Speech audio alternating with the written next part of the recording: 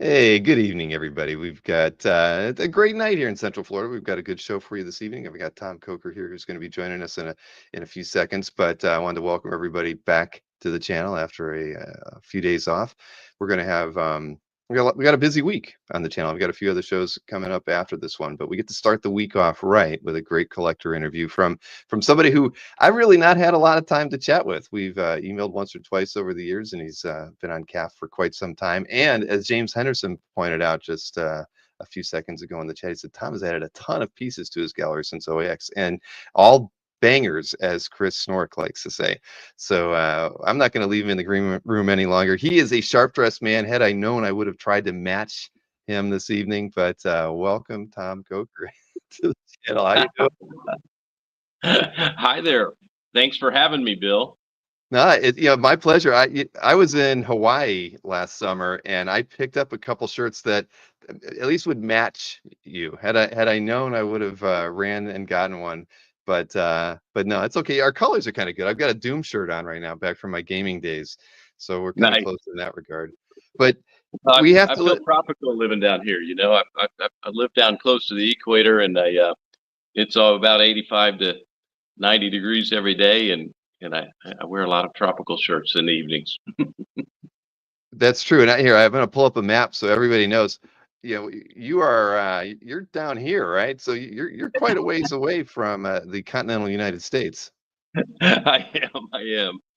I've been working and living down here for about a year. That's not too bad. I mean, I use that photo you sent me as the show graphic. It looks like you're in construction. You're on a road Yeah, tour of some kind. I work in our real estate and facilities organization, and we're building a big headquarters down here in lovely Georgetown, Guyana. It's going to be the best building in town. Oh, that's great. Well, That- that's at least the weather's consistent. I mean, I'm envious of that. But and I have to tell you, so you had to travel from there up to OAX in Orlando. When is that where you were? Did you go? You came and then went back to Guyana from there? yeah, that's correct. I hopped on good old American Airlines and flew right up there to Miami and popped over to Orlando and then came back the following Monday. Yeesh. Well, that's good. So what do you do with your art while you're down there? Oh, it's in the secret Alibaba cave, hidden away back in the States for the most part. Although some of it migrated down here. It wasn't my brightest idea, I don't think, but smuggled comic art in the country of Guyana. Probably, maybe they won't let you leave with it. Let's hope that's not the case. Well, I guess I won't leave either then. There you go. There you go. Now you've had a long history in the hobby, and much longer than I have. I mean, you've been collecting. I mean, well, why don't we even just start there? When did you get your first piece of art? What year would it have been? Oh gosh, it was. I mean, I started buying some sketches at comic conventions in Houston and Dallas. I'm from Texas originally and grew up in the Houston area. And so I got sketches from artists and things starting in the early '80s.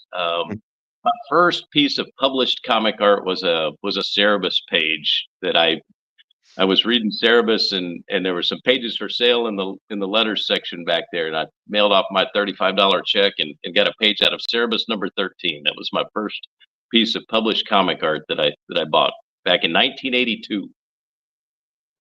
That's unbelievable. That's I can't even fathom that. In 1982, I was still well, no, I was just starting high school, I believe. I would have been 14. My gosh. All right. So, but that's incredible. I mean, so it was a mail away piece of art. Is that one of those ones where you didn't get to pick the piece of art? You just sent your $35 in, and you got a page from a specific book or a potential list of pages? No, I think Denny had made the kind of the listing in the back there, and it would say which issue and which pages were available, and each issue there'd be what was there, and anyway, I probably pulled out that copy and said, oh, I really like this page, and sent off for it. I love Cerebus because I thought it was pretty smart, pretty clever. Exactly. I mean, here, we might as well show it. I don't think I've ever shown a piece of art from an interview this early in the interview, but why not, right? It's the beginning of your published collecting art career. Yeah. That's I mean, awesome. I consider myself a comic art collector, right? You know, and I like published comic art, black and white comic art, and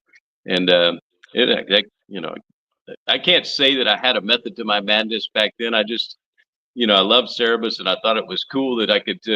I just saw that little ad back there and saw sent off for it. But this page was really fun to me. I thought Necros the Mad was just, he was nutty, and then the look on Cerebus's face as they get transported there, I really loved it. But you know, I started out like most people, like a collector of comic books, and I was very much a collector of comic books then. And comic art was sort of a luxury, it wasn't a focus for me, but it was really cool to get the page. Well, that's I mean, that's an incredible page and run to even start with. But you had mentioned that you had picked up a few convention sketches ahead of that.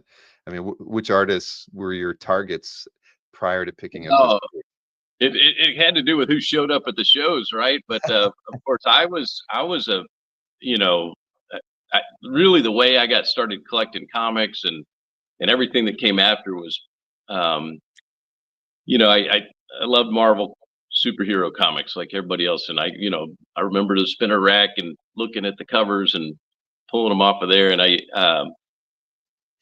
bought an X-Men 109 off the rack at a 7-Eleven near my grandmother's house. Probably traded Coke bottles to get the money for it, if I recall Oh, correctly. But I bought X-Men 109. It was introduced to the whole John Byrne X-Men thing at that point, mhm. and I fell in love. And I still have the comic. I cut the little subscription ad out and sent off for my X-Men subscription. I also started an Iron Man subscription right then. And I wasn't a comic book collector. I was just reading them and having fun. This, 10 years old or whatever it was, and but we ended up moving about 5 or 6 issues into my subscription, and I Oh no. missed. I think I made it to X-Men 115 or something like that. My subscription started with 111, went to 115, and then we ended up moving, and it got messed up. I didn't get my subscription, and after that, and I didn't know how the story ended, and so I'm like, oh my god, what do I do? Blah blah. That's when you start noticing in the comic books those ads for people with lists, and Mhm. in Texas we had a store called Half Price Books. They spread all over the place, but back then there was the first one I think's in the Dallas Fort Worth area. But I found that store, and it was probably buying you know I don't know, Edgar Rice Burroughs books or something to read. But I saw a couple of comics hanging up in there, and I was like, huh. And one was the X-Men 116 issue I needed. And I'm like, oh my God, I found it. I can't believe it. And then I ended up mailing off for some lists and things like that. Cause, back then, you either went to comic book stores or malls where some guy had a stand with some comic books, or, it wasn't so easy, right? We had to mail off for lists, and Well, yeah, that's how that I was a lot of work to get books back then. yeah. So anyway, I got started, I loved comic books. I got hooked on X-Men. I got hooked on Iron Man. I got hooked on, Spider-Man. I'd been a Spider-Man fan. I think my first comic book I ever got as a kid, my dad I still have it. It's coverless. It's at least it's the oldest one I still have. I don't know if he gave me other ones around then, but Spider-Man 97, one of the classic drug issues, with the Mhm. Spider-Man versus the Green Goblin. So anyway, I was, I also had a subscription to Spider-Man then, and I quickly turned into a comic book collector, and I found that there were other comic book collectors in my junior high or whatever at the time, and we just, one kid I think had a copy of the Overstreet Buyers, or the Overstreet Price Guide, and that was a revelationary sort of experience for me getting into that book, because you began to see. I mean, I devoured that book. I read it almost as a reference, to see, and because it's funny, I was always attracted to comics by the art. I really was. I mean, Mhm. I'd be looking at the stand, and that's why, I love those Dave Cockrum covers, or a Bob Layton Iron Man cover, or something like that. And those attracted me. But then I'd look at somebody else over here. And I said, nah, no, that's not for me. I like this guy. And so John Byrne became the first artist that I was really kind of, fixated on. But, jumping onto reading the buyers, reading the price guide and stuff like that, it'd tell you the artist, right? You look at the issue and say Neil Adams art, or it'd say, and I'm like, I got to check that out. So I'd make lists based on what you'd see there and go experiment and say, I need to read this stuff, figure out what this guy's all about. Right. Well, I think, well, many of us were attracted to the artist, right? I think that's, I've talked about that a lot. I mean, whether it was Byrne or Perez, I mean, you name it. For me, it was always the art. Sometimes the inker. If Terry Austin inked it, I was at least always interested. And and that's funny. Going back, as these are all stories that that are based on fictional characters, but it's the art really that pulled you in. I mean, that's what the covers caught your eye at the drugstore. I did the same thing as you. Whenever I went to my grandmother's house in Youngstown, she always saved all of the Coke bottles and the RC Cola bottles, and they were always underneath the stairs. And she was like, "You can take them to the corner." Well, I had to take them to the grocery store, which was right next to the drugstore where the comic books and the candy was. So every 2 weeks I'd go over there and I'd take as many those 8-packs as possible and carry them over to the store and get my money and then go over and buy a few comics. So I love that, man. Kids can't even believe this stuff these days, but no. I used to walk around the block, looking for them. So you sound like an old guy when you start saying, well, I could take it there and might get 75 cents and I could get a comic book and a Coke and a piece of candy. Exactly. No, but that's those are the good old days. It's definitely not that way anymore. But you're right though. But it was hard to collect comics at that time. I remember mailing away, doing some orders to Mile High, and gosh, I can't even remember some of the other places I bought my back issues at before. Maybe I went to a comic show at like a VFW or something like that. Might have been one of my first ones. Just something small and local, right? I think the first one, I learned from Bud Plant that I didn't realize, but Houston was a really good town for comics early on, and I didn't realize how there were great conventions there, starting in the '70s and stuff like that. But the first one I ever went to was like an old, some kind of old store that had gone out of business. So it was like in a strip mall inside of an empty store, and that always cracked me up. That's like 1977 or '78 or something like that. No. And I think back then, I mean, I was an industrious kid. So I was, even back then, I was like, I'd fall in love with X-Men. I was collecting X-Men, I would say by 78 or 79 or somewhere in there, 78 probably. Anyway, I think that's when that show was. And my list was I had to have an X-Men 94, and I had to have a giant size X-Men #1. And I don't know where I got the money, but I saved up over $100, to go to the show, which was a ton of money back then. I mean, I paid, this is after that, I paid like $75 for my first Amazing Fantasy 15 that I ever had. but I know. I'm but I thinking of the paid, days when Giant Size One was, like $40 in the, inside the comic, as far as the price, the little price guides for Mile High or whomever it was. And but yeah, no, I don't remember looking at Amazing Fantasy at that at that price. I got a real deal. You couldn't get a very good one for $75, but I got one that was You got probably one. about very good or something. Yeah, and I was happy. But Mhm. I bought those X-Men for like I think '94 was $50 or $55, and the other one was $50, and that was crazy money for me. I mean, I was the kid that was paying whatever the most jacked up price was, at the Mhm. show, using my lawn mowing and weed pulling money from the apartments I worked at. Well, we Hmm. unfortunately I started out with Thor, so I didn't gravitate to the X-Men until they were much more expensive than I was happy about. But the Thors were always really cheap, so that was like, for me, that was a good place to start. I got, I how old was I think I was about 19 or 20 when I completed my Thor run, where I had everything that I wanted from that issue, from that series. Awesome. But X-Men was tough. I don't think I ever had a complete run on that, but I did manage to get my X-Men one after a while, and my giant size one, and then 94. But yeah, I did that when I was in my 30s.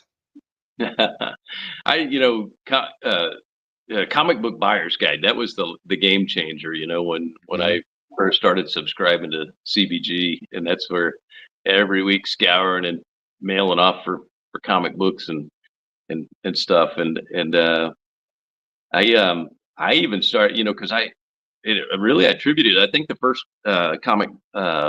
I think the first Overstreet guide I had was the one with the Wally Wood cover on it. And I just remember going through there, and I even like said, "Well, okay, who's this?" We all knew who Frank Frazetta was because we all looked at those art books, the Sure. Valentine books and everything. And Oh, like, yeah. "Oh wow, I had them. oh look, Frazetta drew comic books. Oh wow."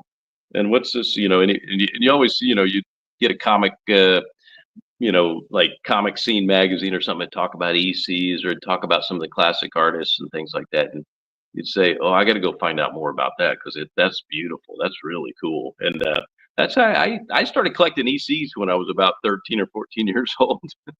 And then I Buyer's Guide really was like a life changer, right? It was like I put together most of the EC science fiction uh, titles by the time I graduated from high school, and I Dang. was yeah, and I and I Yeah, and I I missed the whole EC thing. I mean, so were you picking stuff up, like those, the trades that Russ Conkrum was putting together, or you were getting the actual books? You had them Yeah, all. I was buying the comic books, man. I was buying the comic books, and um, the first one what got me started really was I was at a little show in Houston, and I remember seeing Weird Science number 20 on a guy's, in his rack back there. And I said, let me see that. It was just so cool looking as far as I could tell from back there. And he let me hold it and look at it. I was like, oh, wow, that is such a cool cover. That is so awesome. That is really neat. And it had, Wood's signature down there. And I'm like, oh, I love this guy. This is awesome. I gotta get a copy of this. But of course the book was, with my little handwritten list of things I was going to buy, I couldn't afford that one. It was like, oh, okay, here you go. And but I made a goal, and I started off with some really trashed out copies of of them, but ended up with I still have all my weird sciences actually and my weird fantasies. I still have all of them. Really? The originals, Yeah, the ones you bought back in the day? Oh, wow, that's I, great. I was a big I was a big comic collector over the years. It varies. I've owned a complete all the Marvel superhero comics from the Silver Age. I've owned all the EC. I won't say that I owned the pictorial ones and stuff like that, pictorial fiction ones, but I owned all the new trend and all of all the good stuff. I even had a Tales of Terror annual number one, which is really tough book to get.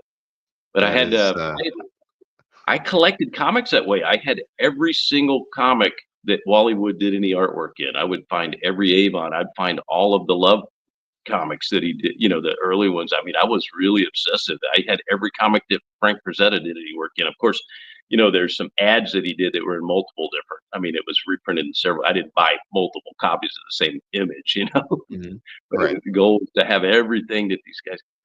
I still have every comic that Bernie writes in. I'm still, I think I do, but every once in a while you'll find a splash or something you didn't Something know about, obscure. and yeah, an obscure one, but I still have all the Byrne comics. I still have all the Wrightson comics. I still have all the, I still have all the You can never have all the Neil Adams, because he did so many damn covers. You'd have to own Right. like a DC library from that period of time. But I still have a lot of those comics. But the majority of my comic collection is gone. I collected Golden Age, all the cool, you know, horror and sci-fi, esoteric books and all that kind of stuff. And I sold that stuff to buy comic art for the most part at Well, this but you point. kept a lot though too, it sounds like. I mean, I was Yeah, just gonna ask you about whether or not because it sounds like, you kept a lot of the stuff that was important to you, but now you just said you sold a lot of it so you could buy comic art. I mean, what yeah. was the turning point for you, where, the art was more important to you than the comics? Because clearly the comics, from everything we just talked about for the last 5 or 10 minutes, was your primary focus. Yeah, and I was obsessive about it too, and I collected comics. I mean, I still have a comic collection, like we said, right? Mhm. I mean, we're all comic book fans, but but I had a pretty massive comic collection at one time. But so what happened to me was I was obsessed with collecting comics until I got into college. I went to the Naval Academy in Annapolis, and I didn't have any access to it, and it was like a whole different world. And the whole thing kind of went on hiatus, and was stored away. And I think there was a guy in town who I still got new books from though, so I didn't miss out on like Dark Knight and stuff. I didn't miss out on a lot of good stuff. Watchmen came out during that time, but the guy was holding my books, and I'd get them and maybe get a chance to read them so often. But basically, I was on kind of a hiatus from comics during school. I had bought a Wally Wood page out of Buyer's Guide, a original page back in when I was in high school, and I sold that for beer money while I was in college. You gotta have your priorities. Exactly. So things like my Donald Duck 4-color run, I sold those for beer money. I remember, but anyway, I kind of went on a hiatus from comics, like I guess a lot of us do, maybe while we're in college. I don't know, but I did the same thing. Then I was, then I got out. I got married pretty young, and I moved to San Diego. Was an officer in the Navy, and it was probably about 1990 when it kind of kicked back in for me. I was in San Diego, so I was able to go San Diego Con and all of that. But there was a lot of good stuff coming out then that brought me back to comics. I mean, Frank Miller was Sin City and Hard Boiled, and Sandman, and there was just a lot of good stuff to read. It was very, it was different than my fixation with superheroes and all that stuff was reading some of the cool stuff. That's why I got into some of the more alternative stuff too, like Blab and the Fantagraphics books and different things like that. Reading Charles Burns and Crumb and different things,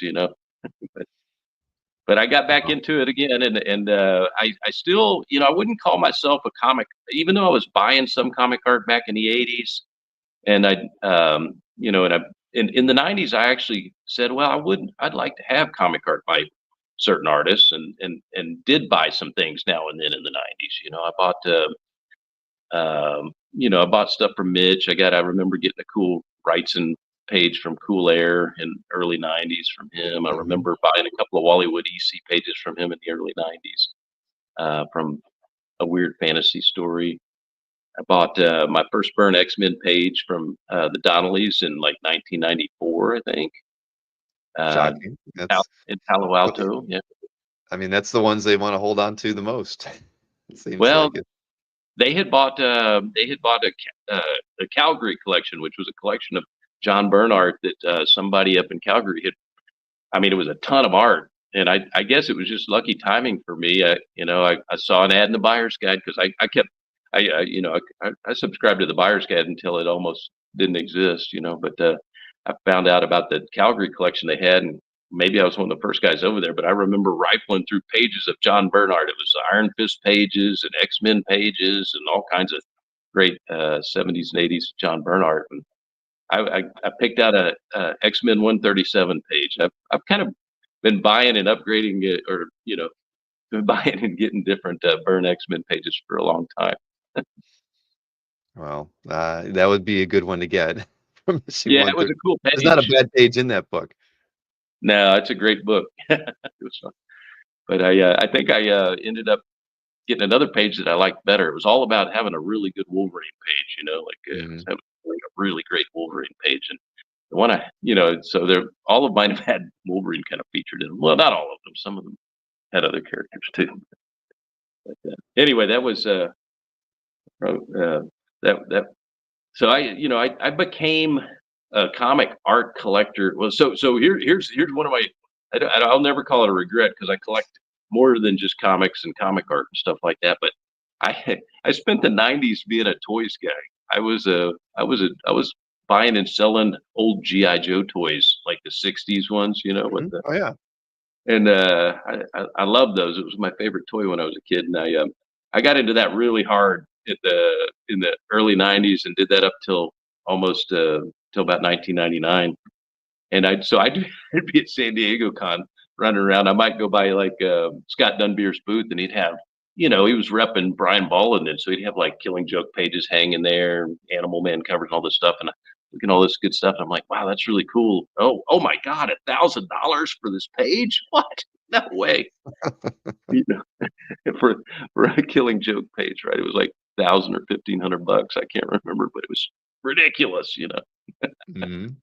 That's probably Yeah, like look at him now. 93. Yeah, right. No, absolutely. Anyway, I was looking for GI Joe toys, but I still collected comics. Then I'd go down there. I had my want list. I ended up completing my EC collection during the '90s. I think I got some anyway. But around 1999.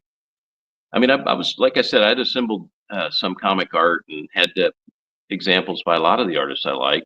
But I don't know. I decided I was tired of the toy thing, and I sold an amazing GI Joe collection in 1999, and decided I was just buying comic art from that point forward. That's been my primary collectible since early 1999. Right. Well, That's that been was my a good.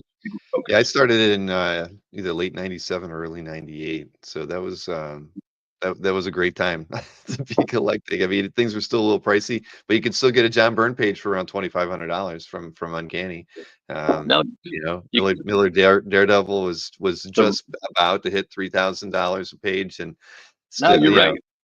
oh yeah, no, I I remember totally, because I've I been passed watching up Burn a lot X-Men of those. pages. I've been watching Burn X-Men pages forever, right? And I can remember they were like you said, they ranged from 2,500 to the best ones were like 5,000 for a good long while in there. Yeah, And then there was a point where it jumped from the range was 5 to 10,000, maybe at around 2,000 and I don't know, I want to say 6 or 7 or so, somewhere at that point. It kind of all of a sudden it went up. You're like, okay. The that's page when I that was felt I couldn't 25. own them anymore. Because I had about 5 Byrne X-Men pages that I'd bought for $2,500 each, and then when they started feeling like they were 5 to 6,000 or 4 to 6,000, whatever it was, I started feeling like I can't, Like, I'm it's too much cashing for out. me.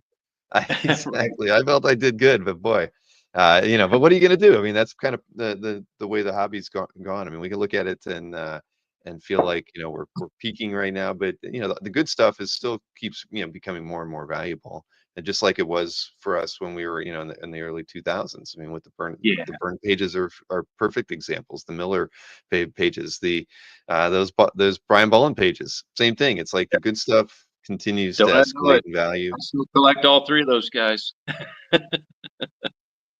I've still never owned a page by Brian, and and I've seen a few. I just haven't been able to pull the trigger on anyone that this.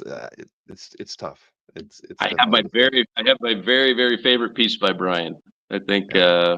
I have that Dark Judges cover, and I love that. And it that's an image that I saw, I think, in a comic scene magazine, probably advertising maybe the Titan books or something to do with that, and it's seared in my brain just from that ad. Yeah, that's it.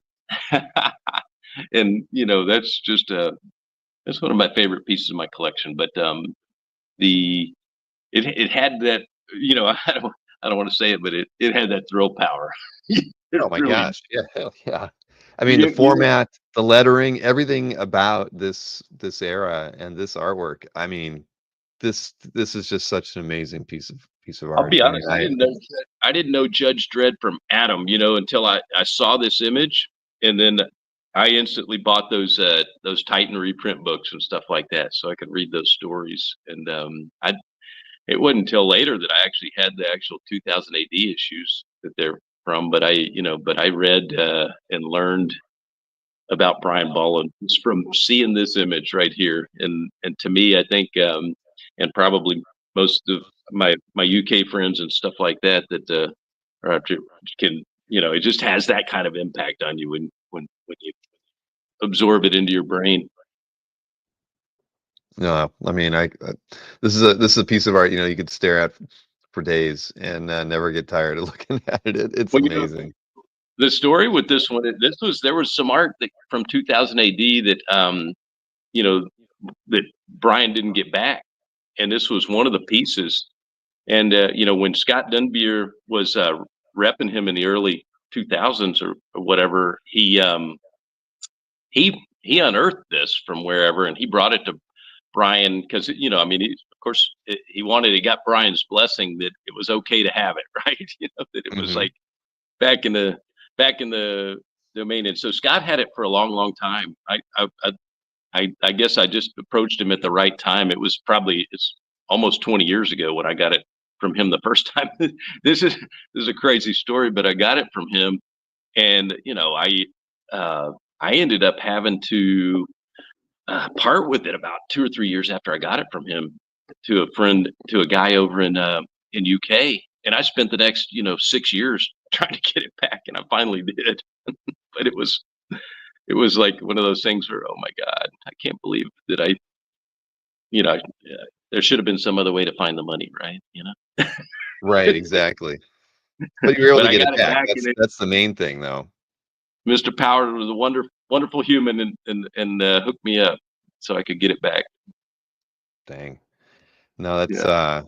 that's incredible though. But yeah, I think I've read that, didn't Brian have a fair amount of pieces not get returned to him, and that's a common story amongst artists from that era, right? Where there's just certain pieces, or for whatever reason, from certain publishers, that the work just didn't come back.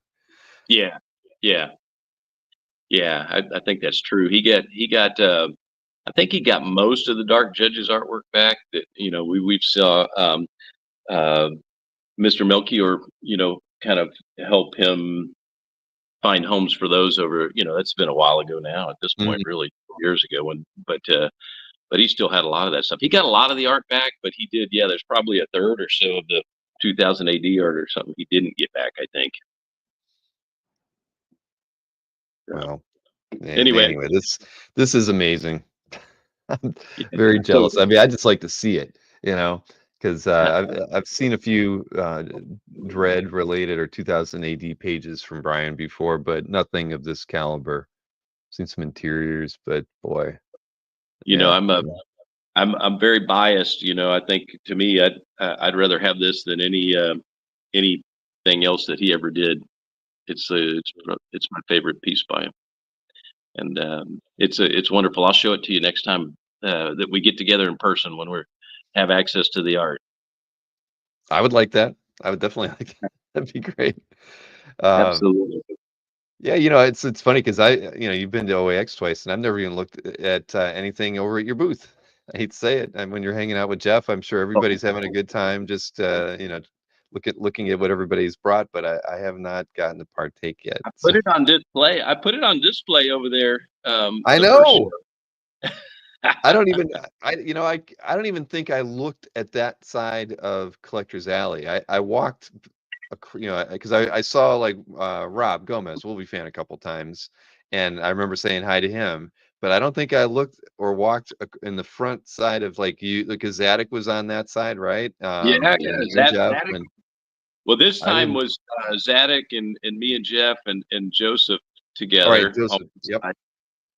And Didn't then see. last year it was me and Jeff, and then Joseph, and then Aranga, I think, was next Yeah, to. Team Oreo was there with Mikhail and Jason D and Oranga. Yeah, they were all hanging out. I know. Well, anyway, we'll fix that for next year. You gotta, But you gotta find some time to have some fun there. You put together such an awesome show, Bill. You need to enjoy it. I well, know you have a million people that are, grabbing you and talking to you, but you got to get around and see all the good stuff you pulled together.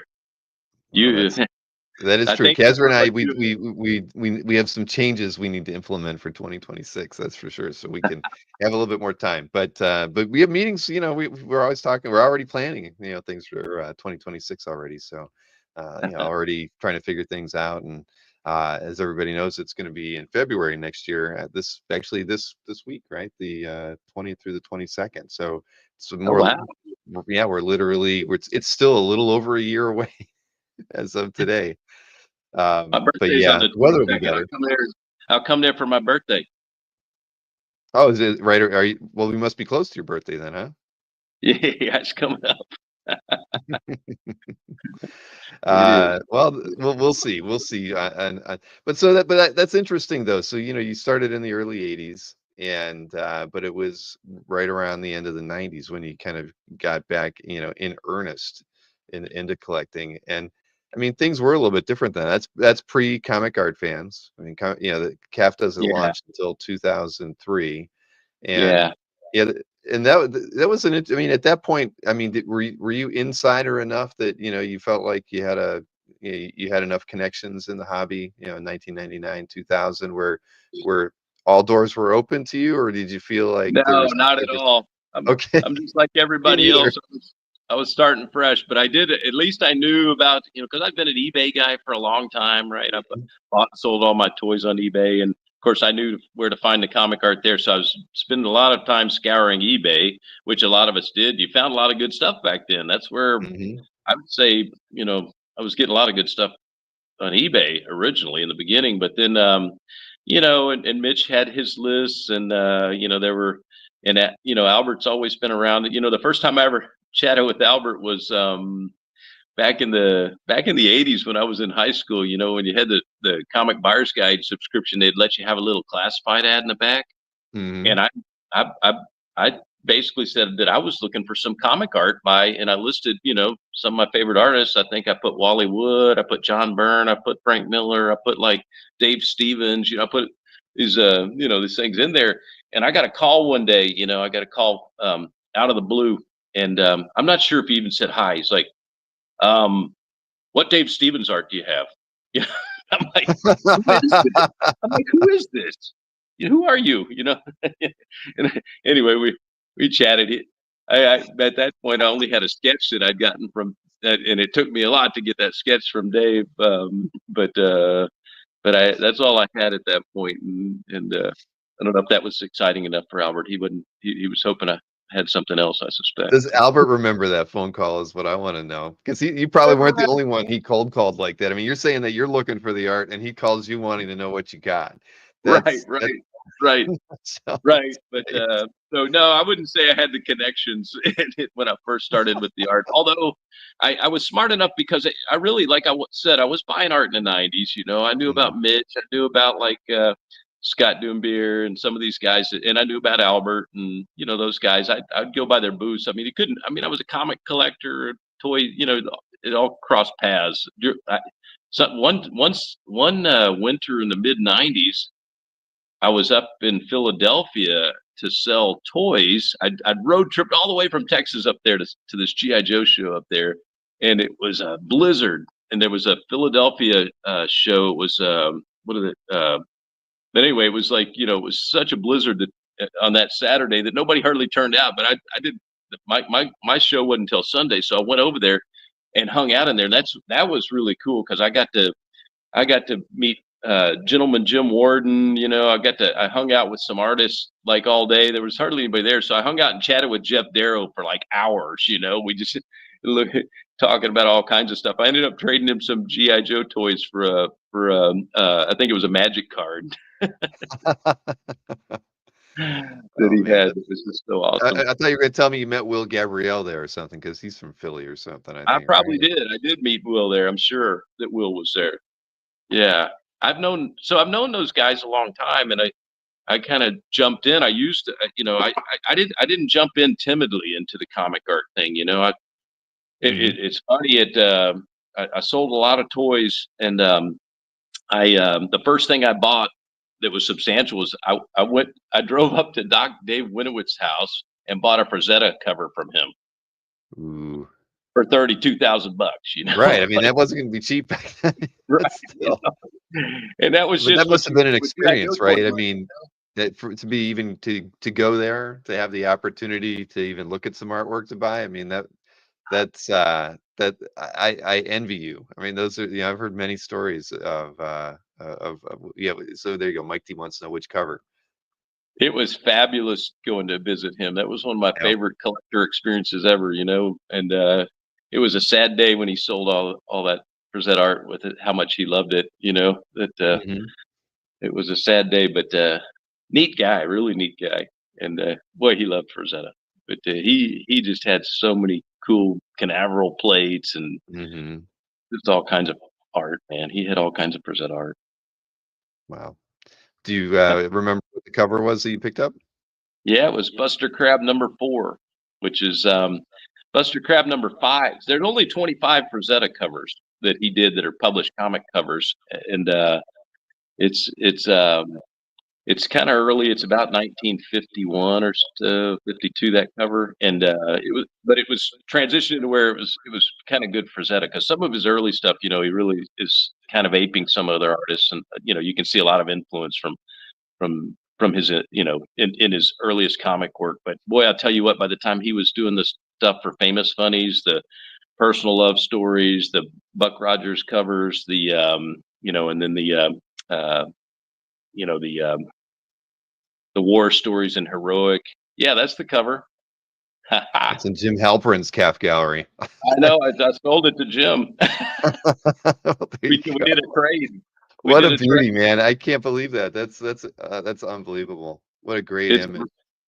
it's awesome, right? The Wow. horse is a little bit small, but then of course, Yeah. it's for the lady, but it's awesome. It's a beautiful piece of art. That's a beautiful piece of art.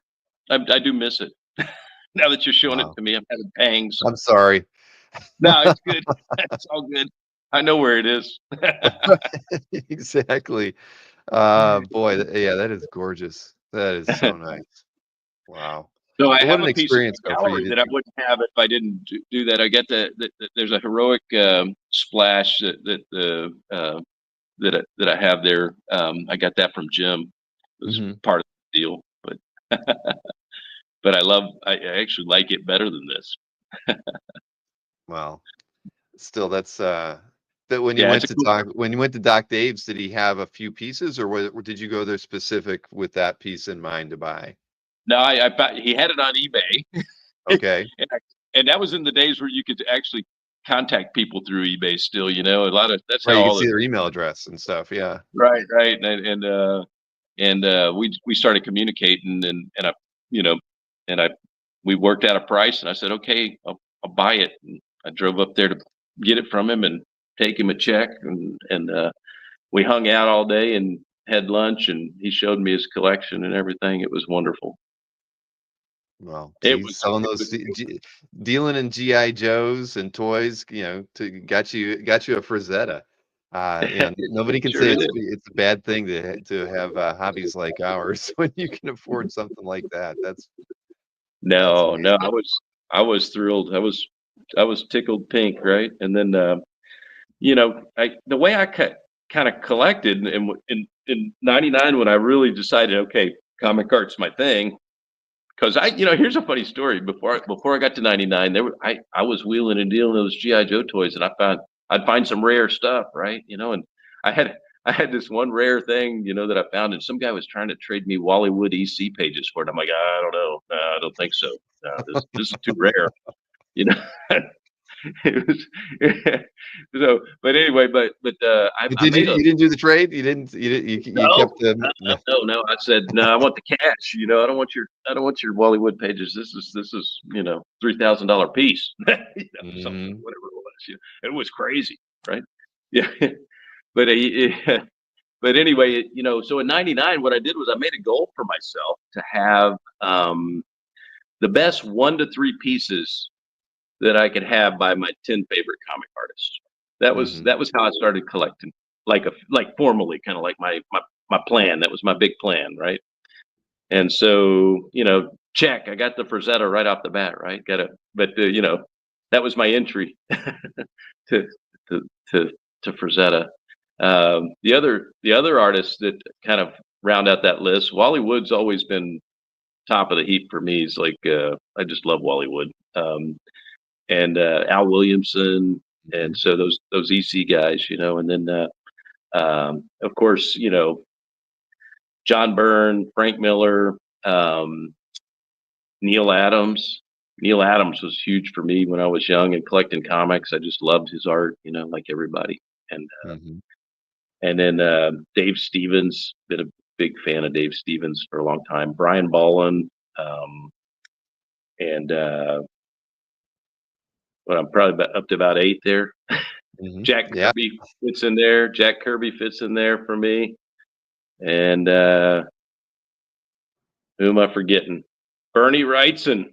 Berni Wrightson has always been way up there for me. So I can't forget Like the Bernie. best of the best. There's no denying that, and some of those guys are hard to get, right? I mean, like you mentioned, Dave Stevens was one that we haven't really talked about him or looked at any of the artworks that you brought from Dave, but he was a hard one to pick up pieces from, right? I mean, it was Yeah. Oh because there yeah. wasn't a lot. No, I'll tell you, I met him at Comics Fair in Houston in 1984. He came there and he had a port. This is, of course, Rocketeer just started, a year before that. I think the first image is from like 82 or something like that. But 83 was, the first chapters of the story. 84, we might have wrapped the first Rocketeer story up, what, in 84, 85. But anyway, at that show, he had a portfolio of all the pages that he had so far. And he hadn't sold any of them, but he was willing to sell them. But his prices were like $400 and $450. And that's when you paid $50 for a Burn X-Men page or something. Well, maybe not, maybe $75 for a Burn X-Men page.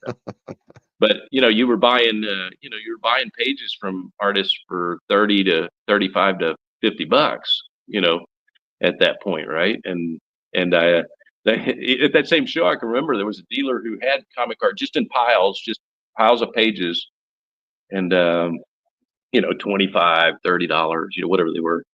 But anyway, he had those pages there, and it was just fun to flip through his, and look at it. I don't think he was trying real hard to sell them, right? You know what I mean? But he did. He had a price. Because a couple people had asked, and he'd give a price, and but that was out of this world, at that time. I think around the same time I bought a Fantastic Four #1 in very fine condition for $275. So paying $450 for a page of Dave Stevens art Comic was art. Yeah, that was only a year and a half old. Just didn't compute. Did not compute. You're like, well, but I did. I chased him. I visited with him, and he was just the nicest guy, man. I never.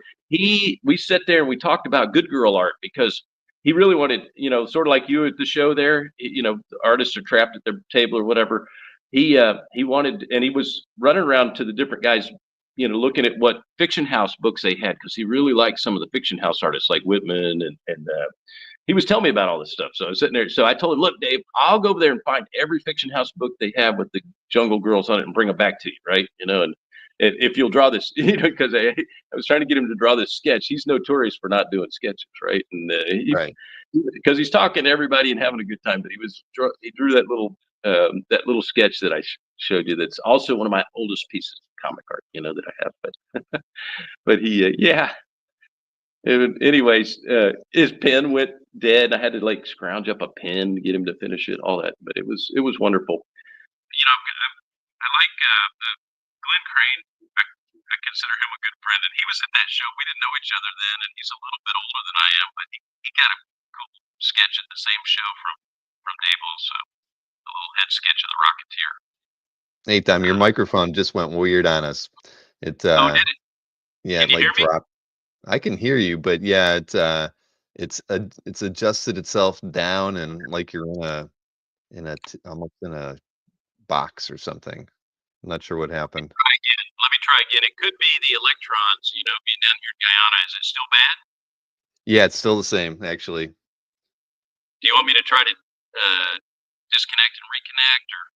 Yeah, it might be worth a try. I mean, we'll just keep looking at this wonderful Dave Stevens artwork. Okay, let me hit the microphone, see if there's something Oh, I can it's do. back. You're back. I don't know what you did, but Am I good? yeah, it's almost back to normal. Keep talking. Oh, and then he did drop himself out, but he'll come right back.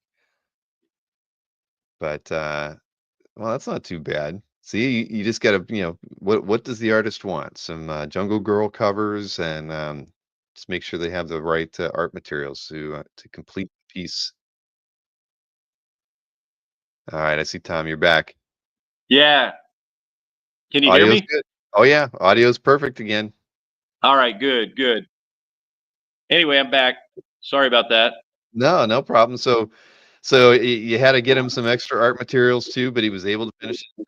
That's all that matters.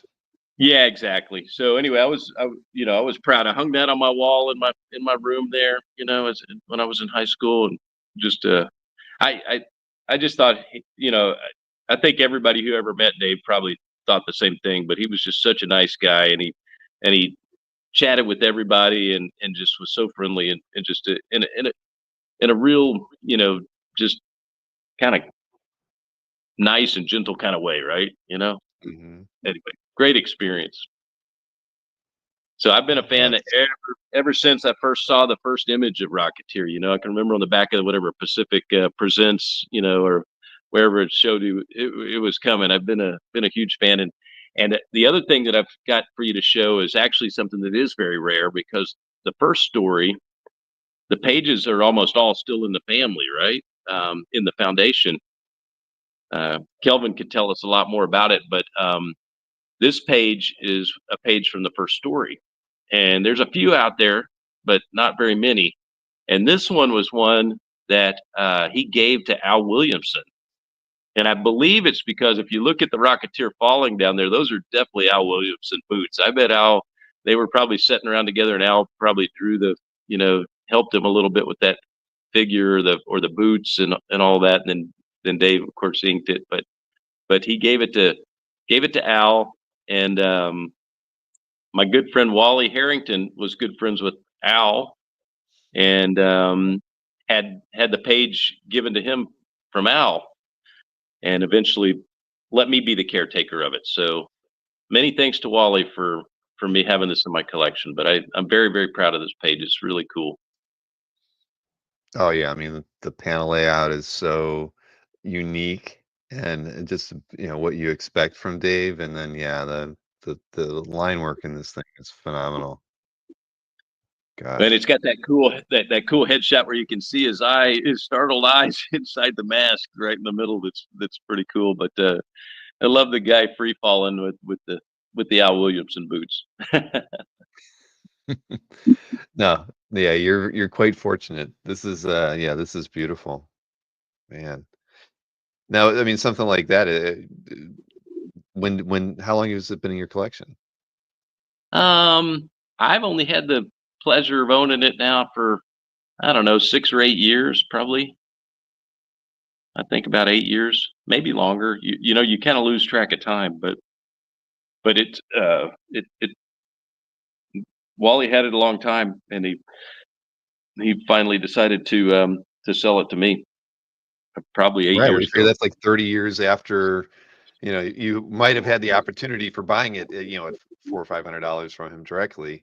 Here, Yeah. you picked it up that much longer. But yeah, that's a long time to wait to find the right page. There was a collector named Tom Neal who got to be good friends with Dave back, along the way in the 90s and all that, and he was paying Dave those prices that Dave would ask for the art, and he ended up with most of the covers that Dave produced that didn't go outside of the stuff that Dave kept, Hmm. because most people wouldn't pay the prices. But Tom Neal had a wonderful collection, and I got started. I got my kind of my best Dave Stevens piece from Tom Neal. And it didn't come cheap. I had to trade a Wally Wood EC cover as part of his, not just straight up for that. I got other stuff in the trade, but I got that Kong cover from him. And at the time, I guess I don't know the business. I'm not going to pretend that I do, but he'd had a little falling out with Dave, and was willing to part with some of the things he had. And so I was able to trade that Weird Science cover. That's another whole funny story. Why I was able to trade the Weird Science cover was because the next auction, one of my very favorite Wally Wood covers came up, and there was no way I really should have been out trying to get that because I couldn't afford it. But I said, I can't let this pass. So the whole reason I went to San Diego was to sell the one I'd bought in the auction before. So, and what I do, my wife wasn't so happy. I traded it for more art. So you've been trading for a long time. I mean, coming out of the toy side of the hobby, the business, however you want to look at it. Did trading kind of come natural to you because of all the years with the Yeah, comics and the toys I've been before buying that? and selling and trading stuff my whole life, and I think that half the fun of collecting is getting with other people and trading things. It's a lot more personal that way.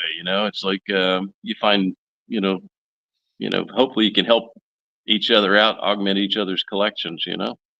Oh yeah. That's uh Yeah. The that's thing that's I've what actually well, never traded, come on, have I never? I feel like I've never traded for a piece of art. It's just never come up. I've either bought it or sold it. Maybe had a piece or here or there, maybe thrown into a deal to sweeten it or something, but never a straight up trade.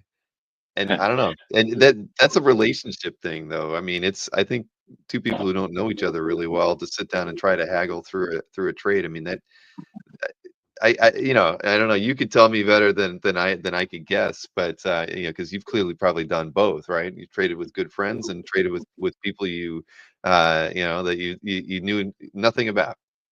well, you get I, one of the things that's really cool about the hobby, and I have been in it very seriously for a very long time, right? Is I know a lot of people, right? And so even if it's somebody like like you and I, we're having a wonderful conversation right now, right? But we've known each other a long time, but we haven't had a chance to sit down. Sometimes these are the things that bring you, and then you find out where it could be a trade where you get to know each other really well, or But anyway, uh, I try.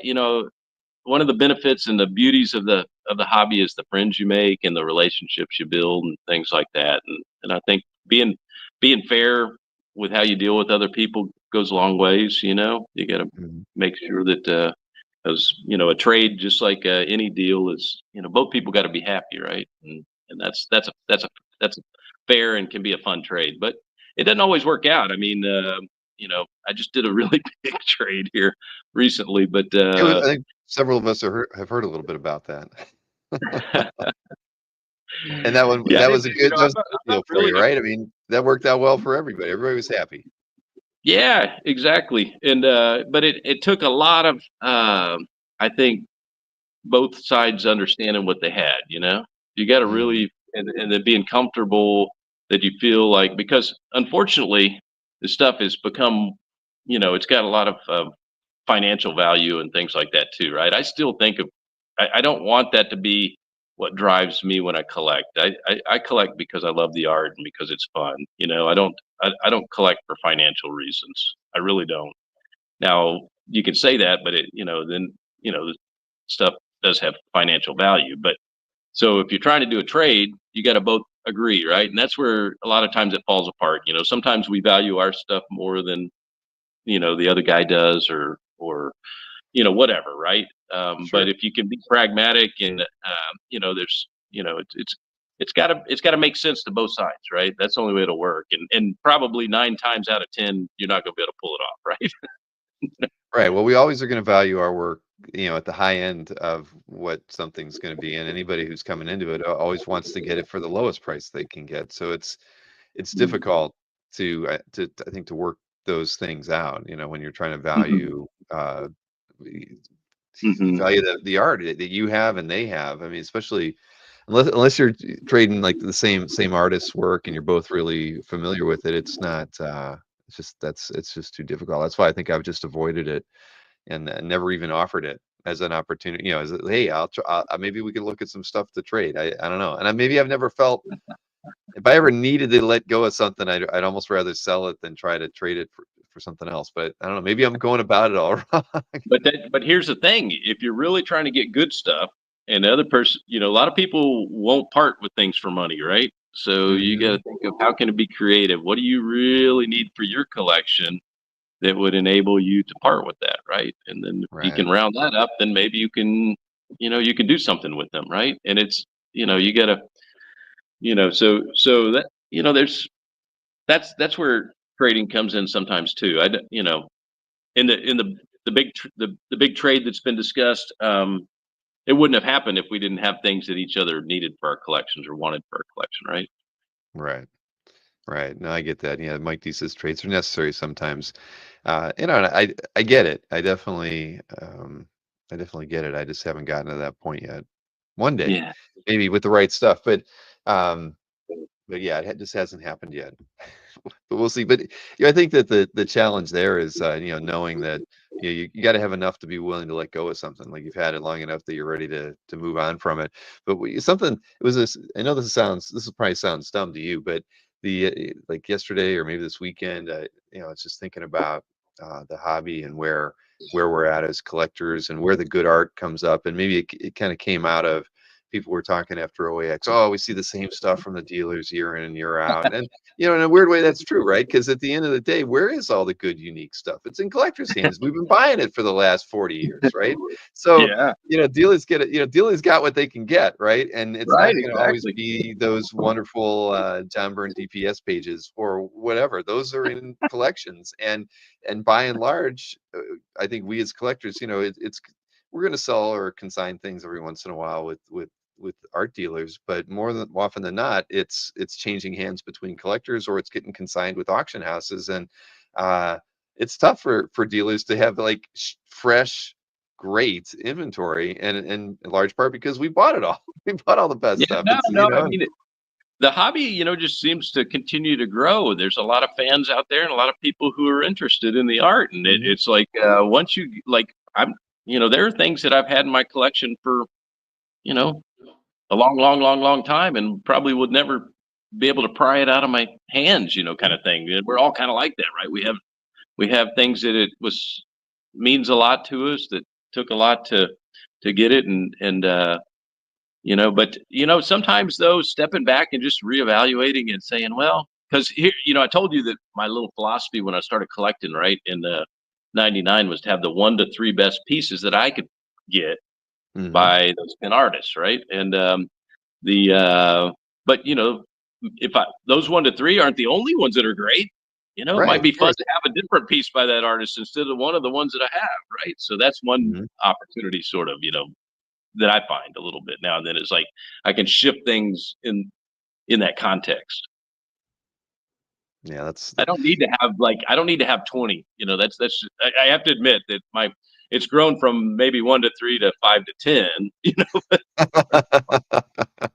And there's But nothing wrong with that. I mean, uh, there's some artists that you wish you could own 10 pages from. I'd love to have 10 Burn X-Men pages. I love Bill Willingham Elementals. I would love to have 50 early Bill Willingham Elementals pages because I just love it, right? I mean, it's yeah, it's just there's certain artists that you could, yeah. and Why 10 is not enough. he's That's a guy okay. from my Dungeons and Dragons days that I want some of his Dungeons and Dragons Oh art, yeah, man. well, me too.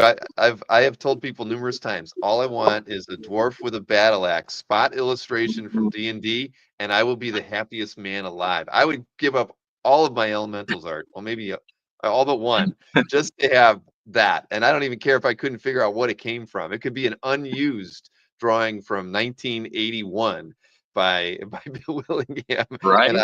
I would be like, that's it. I need nothing else from that man. That'd be the cornerstone of my collection.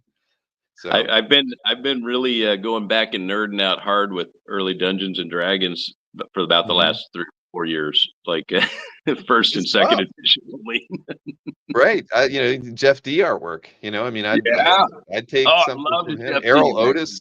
I mean, you name Oh, it. There's yeah. there's artists that it just brings back all the right memories. But I love that. I mean, when Bill Willingham, yeah, that's right. Bill Willingham was, on my radar from D&D, and I was so happy when he crossed over into comics. Right? Yeah. It was No, amazing. I remember that. I had those elemental issues, at least, the first 3 or 4 and all that, and Mhm. the art was beautiful. Man, yeah, those were the days. But yeah, I'll take anything from early D&D. The only I've never gotten anything from him, but I do have like some Jeff D.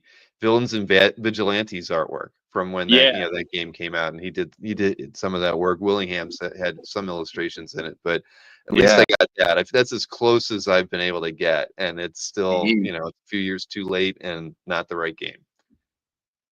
But that stuff I kind of try to keep an eye out. It's rare as hen's teeth, right? I don't know who No, the maybe early somebody stuff has it. is just, I'm not yeah, plugged you in. just I don't don't know. see it. Well, okay, so if you're not finding it, I'm and I'm never gonna find it. I need to put a I need to utilize the power of CAF's SEO, algorithms, and just put a thing out there that says looking for, Bill Willingham, D&D spot illustration. Will pay a Ferrari's worth fortune just for that, and maybe somebody will email me. And I'll get lucky, for that. That's how I got. Believe it or not, I didn't do anything like that, but my favorite elementals piece was somebody who just contacted me through the CAF support forum and was like, I've got some artwork from Bill Willingham that I'd like to sell. And of course, I'm thinking, oh gosh, it's my D&D fantasy come Right, true. right. Yeah, and it was elemental, so it was close, but not So and you're I'm still like, happy, but you were like you were this like is I'm on the verge. I'm on the verge. There it is. thought I'd struck gold, and but yeah, that was like the one of the few times where that stray email that came into CAF actually worked out for me, where I was like, wow, and I thought, boy, this is gonna be great, being the caretaker of CAF for the next 15 years, and nothing like that has ever happened since that day. What are you gonna do? Yeah. No, you only get so many of those, like really just like stumbling on something super cool, right? That doesn't happen very Mhm. often. You hear No. it's fun when you hear a friend like to me, I've never like just stumbled onto something for free. Like there's people who find something like in a thrift store and a like a something that somebody's selling doesn't really have any idea what it is. I've never had that experience. Yeah. No, I mean, I've bought some things that ended up being worse. One time at a thrift store, I picked up an old skateboard only because I thought it would look cool. And I didn't. I was never a skateboarder, but it was just cool. It had, Yeah. it looked. It was from the mid '70s. It had this, like almost like a this, I remember it was just red print on it. I can't remember what it said, but it was small, it was shorter, it wasn't like clearly it was an early skateboard, but I just had it on the back shelf forever. And one day I put it on eBay. I'm like, I don't need this dumb thing. It sells for like $300. I bought it for like 75 cents at a Goodwill. But apparently it was very collectible. I know. Right. But yeah, those No, those that's sorts of cool. things. Yeah, no, but never found any artwork at a Goodwill, but I think yeah. the D&D artwork, there's some major collectors, obviously. There was a show over in Europe, right? Here earlier, it was sometime within the last 6 months or so that one of the big collectors that has some of the paintings from the early, modules and books and all that stuff. But I always wonder if that guy has, like one of those big, because it's pretty consolidated, I think, where a lot of that Dungeons and Dragons art is. Yeah, Might yeah. he might have Supposedly they're overlooked going it. to open a museum at some point. The guy who bought up so much of it, but I don't know where that stands. But yeah, there was. I mean, Black. he had friends of mine who were actively like finding artwork for him. I mean, and it was just tough. It's like anybody who had anything, they were getting great offers, and but I still don't feel like any of the Willingham stuff. Like any of the module covers, I've never seen one. Not at all. I've never seen a painting surface or any of the interior illustrations, but they gotta be out there somewhere. Somewhere. But They're in some black here we hole go. We're somewhere. talking D&D art now, yeah, and everybody's like, "What? This isn't comic book art." Um, Well, apparently it is. Bill Willingham, he's quite a oh, writer yeah, and without artist question. of comic books. Jeff D didn't make the transition as well, but No, no, he didn't, and but that's where I've talked about, like I discovered Tim Truman's artwork and a few other creators that kind of came right? out of I was just thinking about that. D&D. Yeah. Yep, exactly. And there's yeah, no, that was a good time. I mean, that was gosh. I look back fondly on that era. But we should be looking at some artwork here. I know I've Okay. All shown a right. All few right. pieces, but Yeah. Pop them up before we there. start, Let's talk about them. Joe Hollick, how did that moniker get started? I gotta ask. I told you how I spent the '90s buying and selling GI Joe toys, and Yeah, that's so my same AOL address I started with back I had in a whatever feeling. Man, did you have like the domain name joehollick.com? I mean, did they, did you have a business card that had that printed on it? I did have I still I'm a dinosaur. I still have that AOL address. That's the same one I've always used. but now I just tell people that I just like coffee a lot. Well, see, Rich Danny's now we've answered it. It's all about the GI Joes. But now there you go. One guy. Yeah, yeah. No, sorry, I'm just reading through the chat. Vi- That's always good. See, but I honestly always wondered about that because I was like, how, what? His name's Tom and it's Joe Hall. That just isn't, doesn't work for me. By that time, the GI Joes were long past you. I still have a GI Joe collection. It just Ah, doesn't have all the rare stuff that I sold. I all right. probably have I probably still have 30 GI Joes and all the and a bunch of kit. Those were fun. The older ones, but yeah, Of course, I- now everybody wants the newer ones, the little guys. nah. That's If they're not what those 12 inches tall, it doesn't matter. But the fake beards and all that stuff on those characters, they were great. I love those. oh man, yeah, and the Kung Fu grip. Mm-hmm. Exactly. All right, now we've been talking about John Byrne a lot, so we're going to start off with a couple slides of John Byrne art, but we get to Okay. start off with these three incredible pages from 115. So this is Yeah. I mean I don't know what to say. I mean, this makes me Well, so jealous. I've had these a long, long time, right? And I got them from Hmm. Tim Townsend. He assembled the 3 pages, and I didn't get them directly from him. There was somebody in between. I got them uh, from the guy who got them from Tim Townsend. But I've had them a long time, and I told you, John Byrne got me into collecting comics. John Byrne X-Men got me into collecting comics, and John Byrne X-Men was the thing I wanted most of all. When I first wanted some comic art, and I've had a lot of Byrne X-Men pages. I mean, not a ton, but quite a good number of them. I mentioned my first one, but I that run between 109 and 115 when I had my subscription as a kid is still that's my favorite little storyline was the Magneto story and then the Savage Land part. And it was a thrilling thing. I had to give up a wonderful John Byrne X-Men page to get this one. These three, it was part of the deal way back then when I did it. I had to sell it to be able to buy this stuff, but I just love the sequence. That panel in the second page where um, Banshee kind of blows Sauron into the bushes there.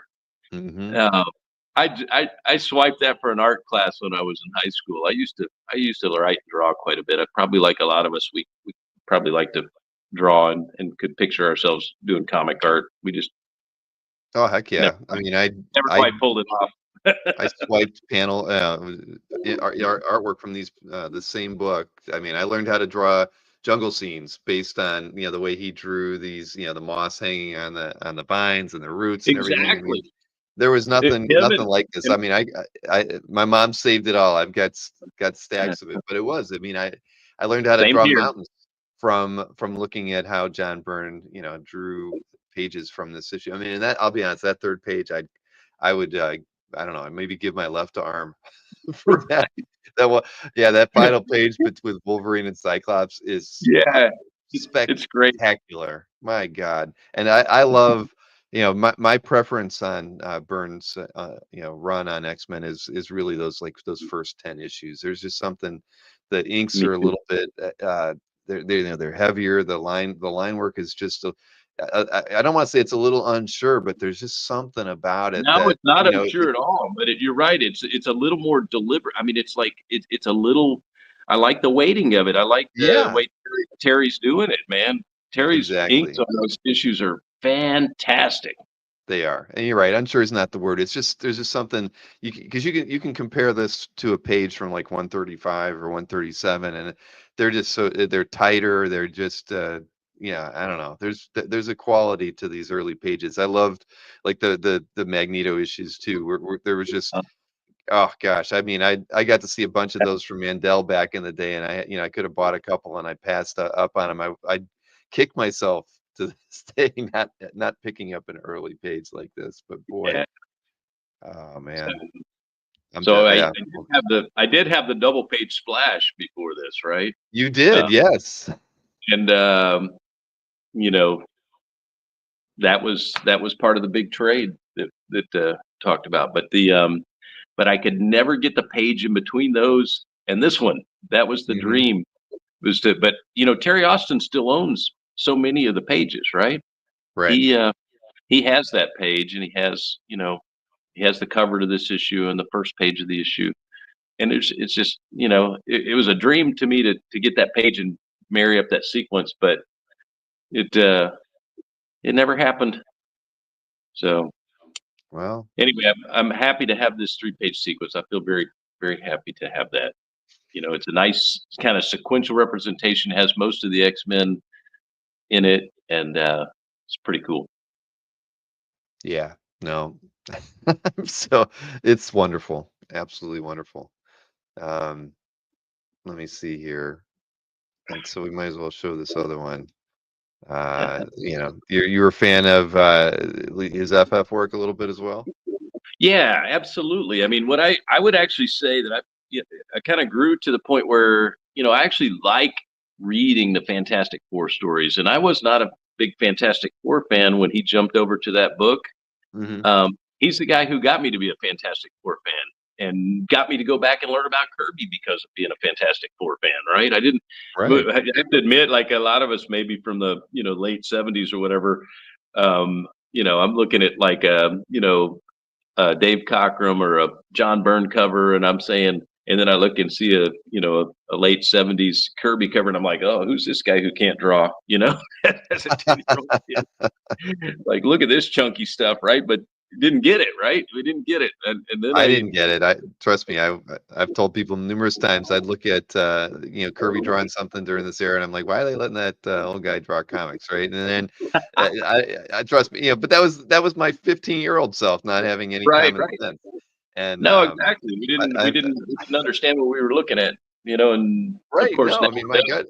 Right. Well, that's because we grew up in an era where Perez, Right. Starlin, Yes. Byrne Sorry. were really, yeah, that was what that was. I mean, again, it's back to the art that sucked us in, Mhm. and it was that that kind of realistic style that people were that I don't know that I appreciated, and of course I Mhm. feel very differently now. I thought the same thing about Gene Colan, right? Carmen Infantino. I mean, there's so many artists I looked at and like Absolutely. I didn't get it. Right. I No. mean, and I'm so happy to own some pages from all of those artists now.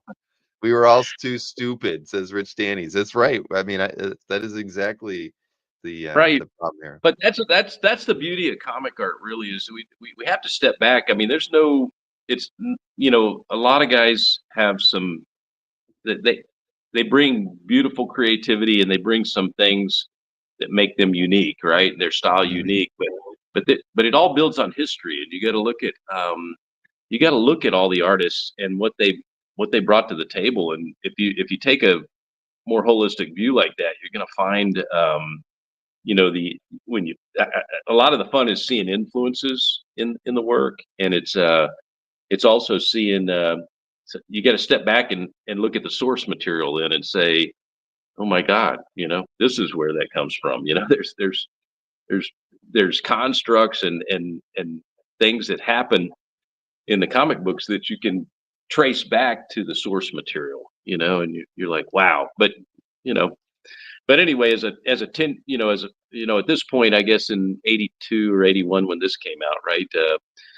You know, um, I'm not a 10-year-old kid anymore, but I liked Fantastic Four because you could read the story. I loved the characters and how they interacted together, and Byrne clearly loved the characters as well. And I felt like he brought back a lot of the energy and the the interaction between the characters in a way that had not been as well done since the Kirby's Senate years and things like that. To me, I feel like there was a lot of energy, and there's a special time in there, like where because he's writing, he's penciling, he's inking himself, and it's probably his greatest contribution to comics, in my opinion, is the work he did on Fantastic Four when he was really inspired.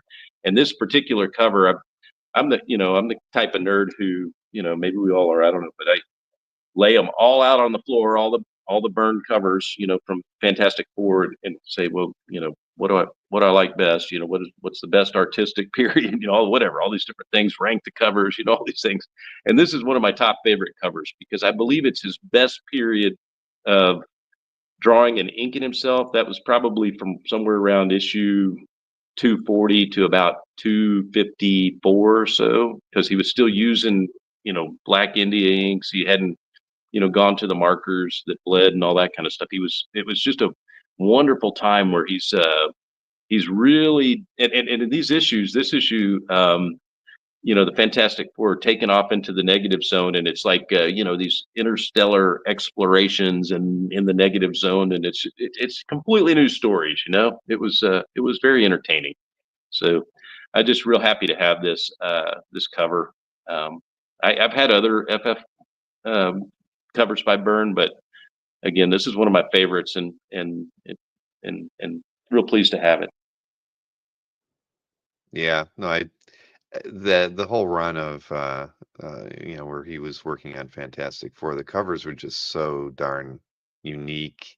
I mean, I actually just had to Google it to just remind myself how much I really loved those, that period. I mean, yeah, gosh, it's some of my favorite covers of all time came from that run, just because he was just so on his game.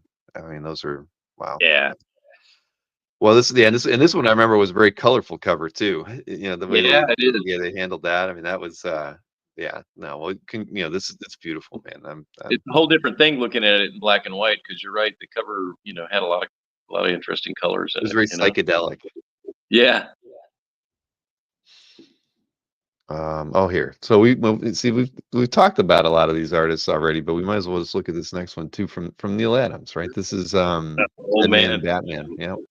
I picked this one to show because it has Batman and Deadman in it together, right? And so again, I remember getting the art of Neil Adams, like the art of John Byrne. They had their checklists in there. I used those to go and find every single comic, with Adams art when I was a kid, and I really, really, like, loved his Deadman and his Batman work, like everybody else does. But I felt like, to me, that Deadman, because that title, the character, Neil didn't invent that character. He didn't even draw him first. Carmen Infantino drew the first issue, right? But Neil, he kind of owned that character, and I thought that what he did in terms of being extremely experimental with panel layout and progression, and with his kind of exploration of anatomical positioning, and just the extent of taking the action to that pinnacle moment, was just, he really went all out in that title. It's like he all holds were removed, right? He just he felt like he had to prove himself. That's one of his earliest works. He was starting Batman. I mean, he was so prolific. He ended up drawing everything at DC at one point or the other, right? But and then of course his work on Batman. Everybody knows the work on Batman. He kind of reinvented the character after those artists that you're talking about. Whether it was Infantino or whoever that was drawn before him.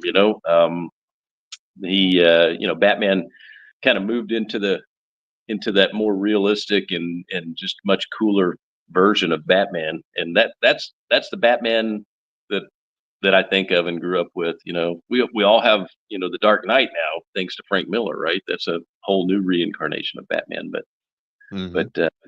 my God, so I still, I'm always looking for really cool Deadman pages, just because I think it's just the art is unbelievable.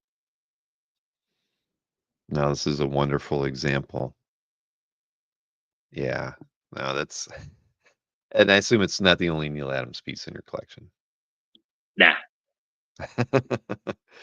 uh So yeah, we're gonna keep looking at people we've already talked about, but next up, is a wonderful Wally Wood EC piece, and man, this thing is gorgeous. Yeah.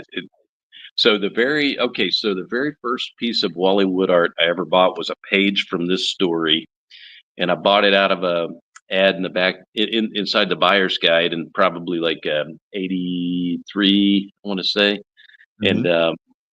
it was from Roger Hill. I got it from Roger. Um, Wow. it, and it was I paid like $110 for the page. It was it wasn't cheap back then, No. but that's the one that I that's the one that I sold for beer money in college. So, Well, that bought you a lot of beer then. I mean, that's yeah, I sold it for yeah, $120, I think. And a couple 2 or 3 years later in college, I might have sold it for $120. I made a profit. 6 packs were less, probably like $3 back then. So that set you up for a month or so, right? I guess it did. It gave me some spending money. But anyway, this splash, when I go and look, because I really literally have done this before, and I'm such a nerd. I'd you know get all the Wally Wood EC sci-fi stories out, and I would kind of do things like rank the splashes or rank the covers he did. And anyway, I just this cover to me is one of his best. It's one of the things that I look for with the EC splashes is, this one has almost all art. And one of the things about Wally Wood, he lettered all that. A Goebel is a Nogue's best friend. That's his lettering too. Now the rapidograph, whatever they use to, put the lettering in the panel, that's, that machine, that's not him, but that cool title is by him. But and one of the interesting things about that the spaceman had a bubble helmet, like a lot of his spacemen did. But the question was, well, why does the dog not need to breathe? Why does it breathe air? They Why does he forgot need that? about the dog. So I think that it has it cut out in a Yeah. piece applied to the back, where the helmet was. I mean, it's beautifully done. You can't even tell, but but it's funny. But anyway, this just means a lot to me. I've had this, for a long, long time, and it kind of replaced that page I regretted selling. I've owned other pages out of the story, but this is the one to keep. It's a wonderful splash. I actually Yeah. have a Well, Wally Wood splash behind me I right was gonna here. say I thought I couldn't tell when we were. Let me hide this and go full screen here. So what do you got back there? If anybody can see that. It's Oh my. another wonderful Wally Wood splash. Full page, all art. That I Oh, don't know. that's It's beautiful, Tom. not the best way to show it off, is it? No, but you keep it in the bag. It's all right. My gosh, that's crazy. I mean, you get everything you want there. You get an amazing figure. Typically you're not going to get something that scale, and then you get the all the machinery in the background. Man, that is Yeah, great. this is Wally Wood's first like real interior spaceship Wow. story, which he's famous for, right? Oh no, Yeah, I gotta I gotta secure this artwork before it gets. I I see that. Yeah, keep it in the bag. All right. We Anyway, don't want to. We want no art harmed during one of our broadcasts. no, that just wouldn't be right. Uh-uh. No, no, not at all. Wow, that's great.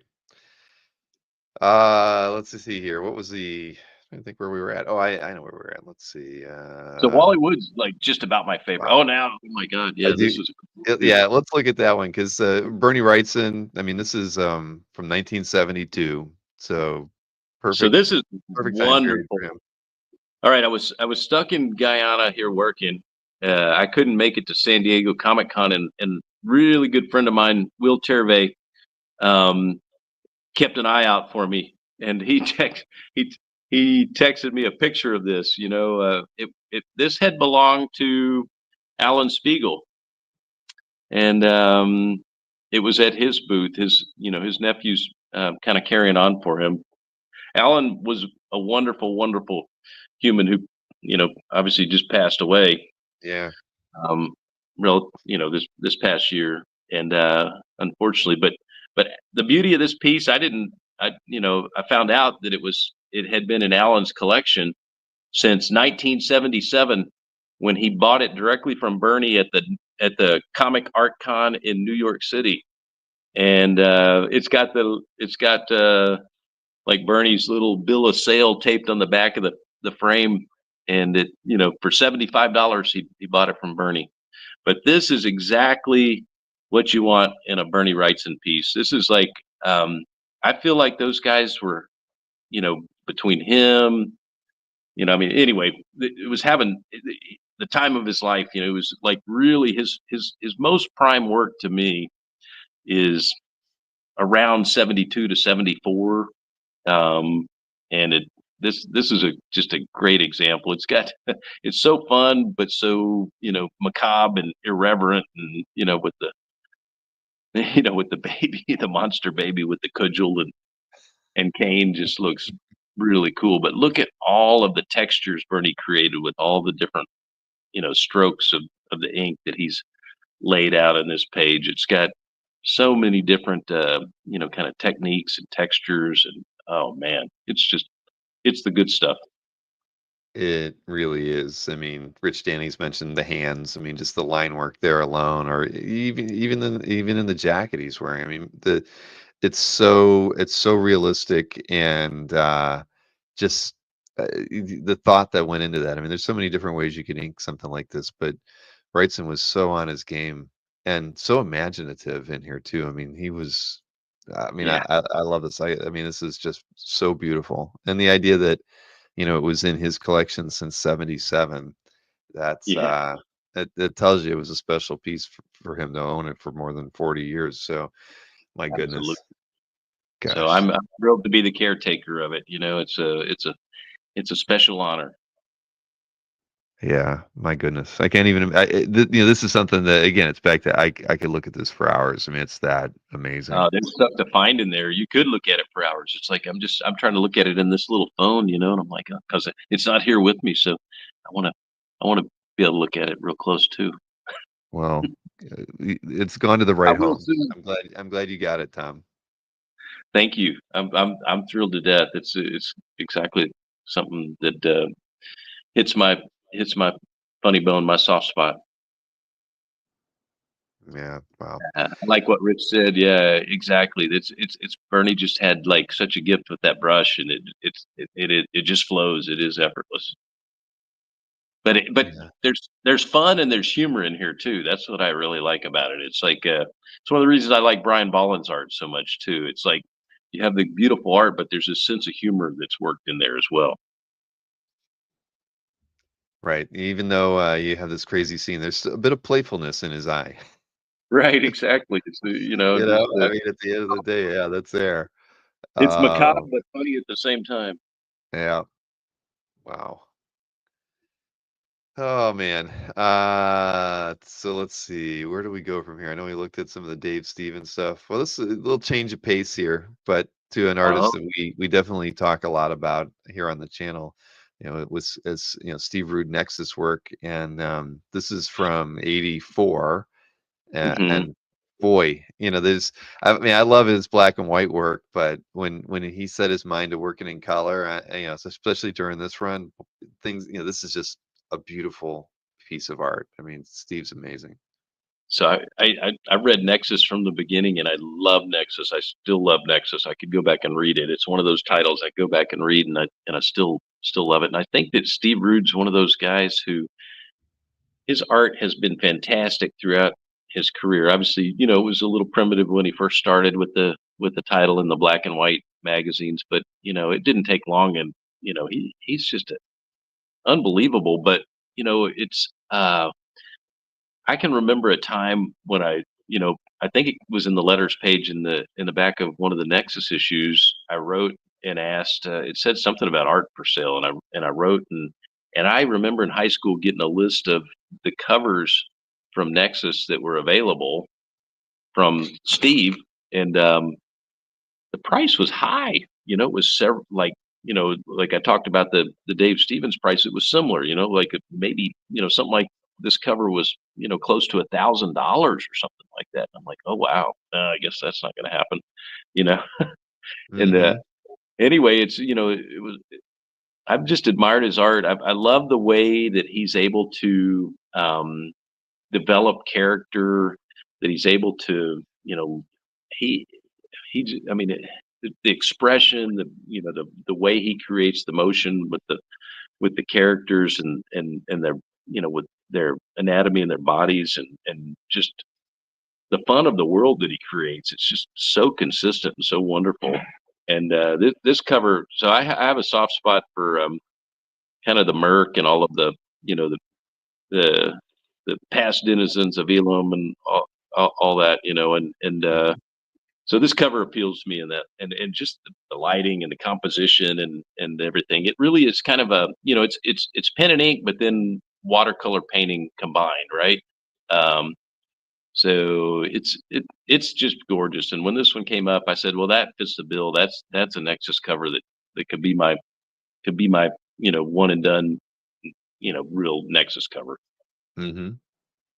No, I agree. I mean, I love the rich blacks in this thing, all the way in the back there. I mean, it's just gosh, yeah, it's amazing. It's beautiful. It really is. And I said that I focused on the 10 artists, which that's still a way that I collect, but I have to say I added probably another 10 to the list. And I would say Nexus, Steve Rudin Nexus, I collect quite a bit of Nexus artwork. Hey, I mean, you got to collect what you love. I mean, that's Yeah, clearly what you do. The books that were important to you or that you enjoyed reading. I mean, that's the artwork that you gravitated to, right? I mean, absolutely. that's the way it should be. We evolve eventually too, where you realize that comics as an art form is not just the artwork. It's the combination of a good storytelling and the ability of the the synthesis of the writing and the words and the art and the flow of the story and all that is what makes it up. And so, my collection also has some of the titles. At one time in my life, I probably wouldn't have wanted pages because I'd say, "Oh, the art's not as good as Neil Adams or or whatever." Right? I'd say, "No, that art's not." And I've handicapped myself in some ways. I don't have a Watchmen page. Because I said, "Well, I don't need it. It's not one of the artists I collect." It's Right, kind of thing. exactly. Yeah, now But you regret it. Well, yeah, that but I completely understand. And the thing is, you can only own so much art. It's, yeah, you can't that's have true. everything, and No, and that's where CAF comes in handy. You at least get to look at it. And some of absolutely. it. A lot of the good stuff people kind of keep maybe off to the side a bit, but there's still enough, to check out on a daily basis. Yeah. Now we do have an artist on this next piece that I don't believe we have talked about yet. So, Oh, so, oh. so tell me, now this one, have you had it for a Yeah. long time, or is this something that you picked up recently? Because it's No, I've had that incredible. page at least 10 years, 10 or 12 Okay. years. Wow. I absolutely love John Tottleben's inking. And Yep. I mean, my love affair with Swamp Thing goes back to the days when, my comic book shop was keeping them for me behind the counter, right? And I started reading it in the beginning, and it was one of the first comic books I ever read. I mean, it was extremely intelligent, right? But it also had the combination of this beautiful artwork. And the thing about the artwork, a lot of Tottleman's, feathery, tiny, fine inking won't even show up in the print, right? Mm-hmm. Um, it's just unbelievable. This is a good example where you've got so much work on Swamp Thing after he kind of he has just like come, like he had like kind of gone to his final sleep and gone into the green and was starting to deteriorate or whatever there, and then he lifts up. Abby's like getting hurt, and he lifts up and just like comes up, and so he's got all this foliage and roots and that stuff all over him. But Tottleman's inking on top of Bissett, it's just a fantastic team. So I have a real soft spot um, for for that artistic team and for the book. Alan Moore's writing on this title was so fantastic that it taught me that comic books could be really smart too. I mean, it wasn't the formula that we had all been introduced to, right? It was something different. And Hmm. and I still go back and read over and over again Swamp Thing. I love it. And this particular issue, this is the beginning of that formation of this relationship between Abby and Swamp Thing. You can't tell on this page because it's it's a little harsh, but but it is the beginning. I mean, I've got quite a few pages from these issues, and it's anyway. I just love it. But that's one of the best developed relationships in comics that I've ever read. Really, was the kind of the friendship and the love that they develop between each other. A swamp creature and a woman. Right. A match made in heaven. But Right. Who yeah, would have I thought it?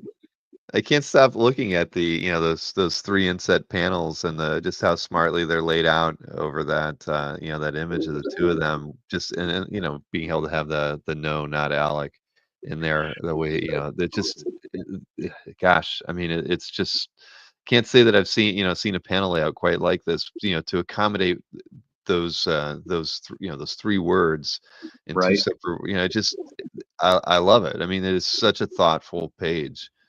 Well, Wow. that's what that was another thing that they did so well was this whole experimental panel progression and things like that. That was Mhm. wonderful. I mean, this moment in the is one of the reasons I really drawn to this issue and the subsequent issue is that it's really kind of the awakening of Alan Moore's Swamp Thing, where he becomes the elemental that we know, right? Right. And he loses the baggage of you know the ghost of Alec Holland, and he becomes the elemental Swamp Thing, and that's why she says Alec.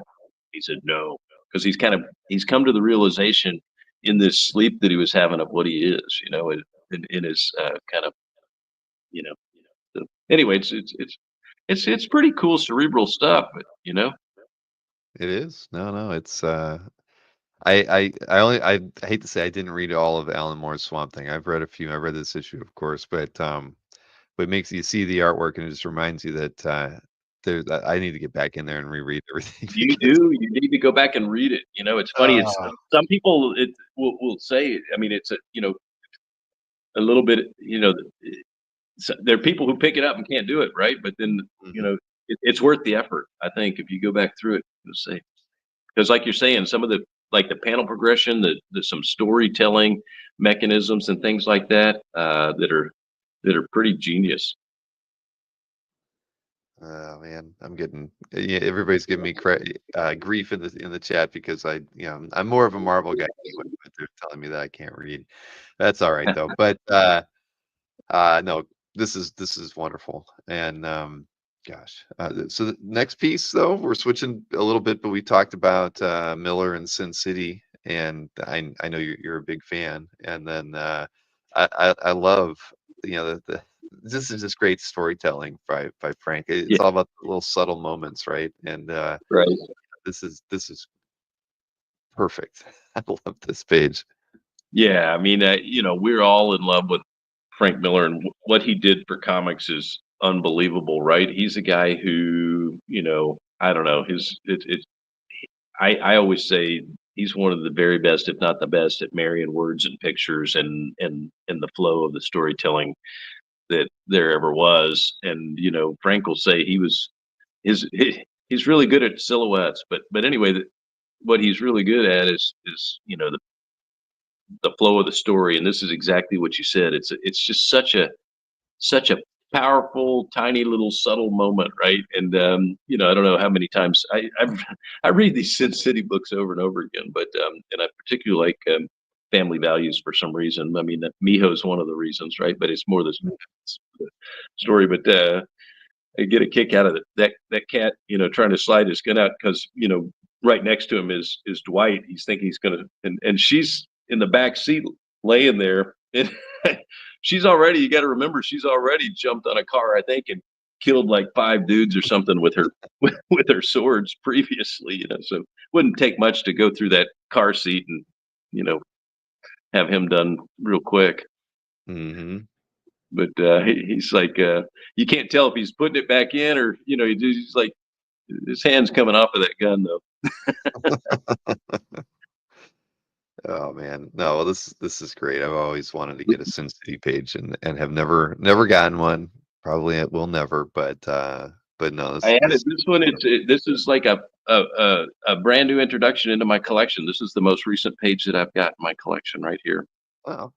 Is And I it have something to, that you got off another collector, or do you get it from? yeah, I got it off another collector, and he was kind enough to send it my way. So thank you very much.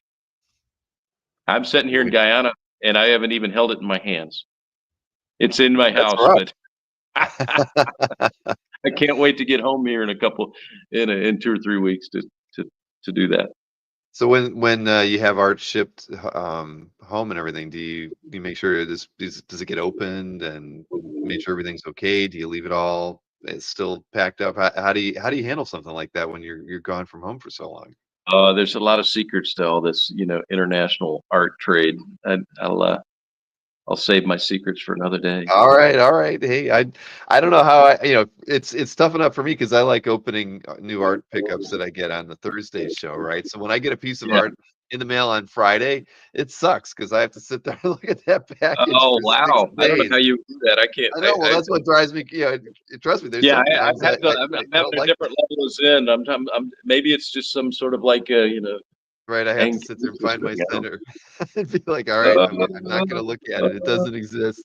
uh, But it's happened. I mean, I've done it all the time though since we started doing the live streams because it's fun opening art in front of other people, right? And but, yeah, but yeah, but that's why I was thinking, when you're far away, I mean, what do you do? I'd be more worried about, uh, yeah, yeah. just the weird Is it stories. really in the package? Right, Did it right. really make it I there? Yeah, I mean, because you might not be aware, like the mystery sketch stuff that we do, and I've shipped out a few of those. And one time I had a collector say that, the package arrived and it looked like it was opened on one end and the art wasn't in it, and Oh, and that's the only time I've ever shipped something where something weird like that's well, happened. now I'm But going to be worried until I get home, Bill. Thank you very I'm much. sorry. That's why I figured somebody had to be opening those things the moment that you got there. Arrived at the house. I don't know. All right. I'm sorry. I'm sorry. Think happy thoughts. Remember that whole that finding your center for the. Now I have good faith. I have good faith it's there. All right. Sorry, I had to bring that up. I can tell you other horror stories I've heard, but we won't go No, down no, that no, no. path tonight. Yeah, these are happy thoughts. Happy thoughts. We're talking Exactly. about funny books and comic art. Yeah. Now, next artist, you traded some GI Joes for art to this gentleman at one point, right? So let's take a look at this one. So we had some Jeff Darrow, and I know Oh that yeah. Oh my I God. talked about this piece on a CAF update too. I don't know if it was from what exactly, whether it appeared on CAF and I talked about it, or if maybe it was being sold. I can't remember, but I remember just being Well, I bought it uh, I bought it on a comic link auction, all a few right. years ago, like 3 or 4 years ago, and I was thrilled when it turned up because this is an unbelievable scene. This is the worst one to put on that I should have given you to put on this show because nobody can see it at all. They're gonna have to go to my gallery. It will blow up big enough to go through it if you go to my gallery and look at it. But it is unbelievable. This is everything Darrow's about with all of the, wild and, just all of the intricate detail, intertwined through this scene is just something. Felix one time said to me, he said, because I hang it in my wall and, before I came down here, he said, well, do you get like dirty looks or, weird questions about it? Because there's some crazy stuff going on in this particular piece of art, but this is Darrow to the nth degree. It's one of the best. And I can remember when, I would say that Hard Boiled and the Hard Goodbye, Sin City Stories, that's what got me back into comics, when I was out in San Diego back in, the early 90s. And Hmm.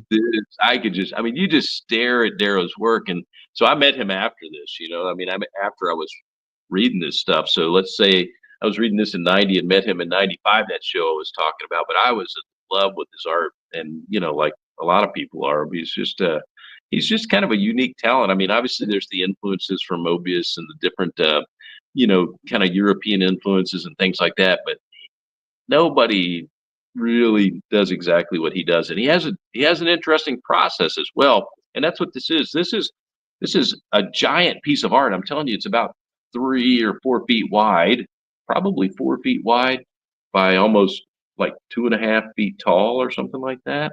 Hmm. It's a big old piece of art, and I have it framed. It came framed, and it's what he kept drawing over on the right hand side. He had to get more paper and tape it on there to keep going, right? But this is the original pencil art that he laid down.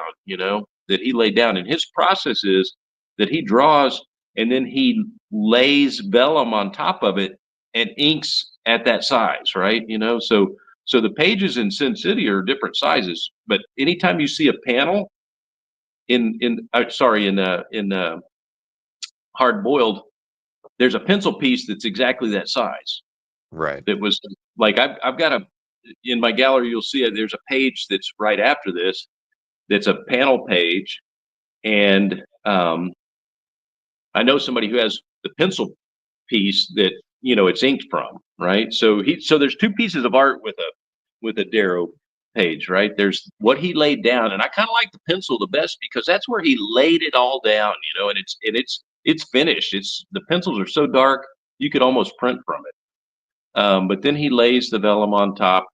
Sometimes it's depending on what the work is, it could be a piece of parch, like a thinner piece of paper that he puts over the pencils. Like I have a good example in my gallery of a of a of a what is it, a magic card, and I have the pencil and the ink version. I got the ink Hmm. version is what I got from him at the that I traded the GI Joe stuff for. But anyway, this is just, you could look at this for hours and find new things. Every time you look at it, you're going to see something you didn't see before. This is Hollywood and Vine. Look at that. See that Vine is up there in LA, and like some Mad Max future, right? Right. Hard boiled. No, It's it's amazing. I mean, yeah, and it's framed, so you can put it on the wall. The one of the conversation fun things starter. is go and count how many bulldogs there are in the scene. You'll get a different number almost every time you take it back. You'll find another one. Oh yeah, yeah, look, you're right there. But Whoops. you see right there, There we go. you, right Sorry. there you Let's see. see there's Carl Seltz. He's kind of limping in there. This is after he's all blown up. You can barely see the main characters, but there he is. Yeah, he's crawling with his slammer. He's about to blow that old lady's leg off. Yep, man. Yeah, it's such wonderful stuff, man. It's crazy. It's crazy stuff. So Darrow's one of my next 10 that I added to my list. Yeah, yeah, definitely. Well, we did spoil the next piece, so I might as well show that one. Sorry, Why not? everybody. I clicked the next button on that darn thing, but here we go. Well, this is a Sandman page that I love Sandman. Sandman was when I read Sandman's example of a comic that changed my perspective and made me understand that because there's I have to admit there was art that I didn't appreciate inside of Sandman. If I were just strictly in my comic art collector mode back in the at that point in my life, I wasn't quite a comic art collector when this came out, right? But I would have said, oh, that's no Neil Adams, that's no John Byrne, that's no Bernie Wrightson, whatever it was. But Mhm. then but comics, like we talked about, are there's a storytelling genius that needs to come to it. First of all, a vision of how the story flows, and because it's a different medium to tell a story than a book or a movie, and that's the beauty of comic art. And Gaiman created a world and characters that are just unbelievable. But it took the creators, Dringenberg and well, this is inked by Platt, but Dringenberg created the look of the characters. He created Dream. He created Death and the way they look, really. And Sandman's the whole package. I mean, it's storytelling and good art. And I love Mike Dringenberg's art. I try to collect pages that really have uh, pencils or inks by him Hey, Tom, because your yeah, your your microphone just did the same thing. It went back to the Tom in a tin can. Not sure can why. you hear I me know you now? same thing. Maybe drop out for a second and pop back in. Sorry. All right. How about how about now? It's getting closer.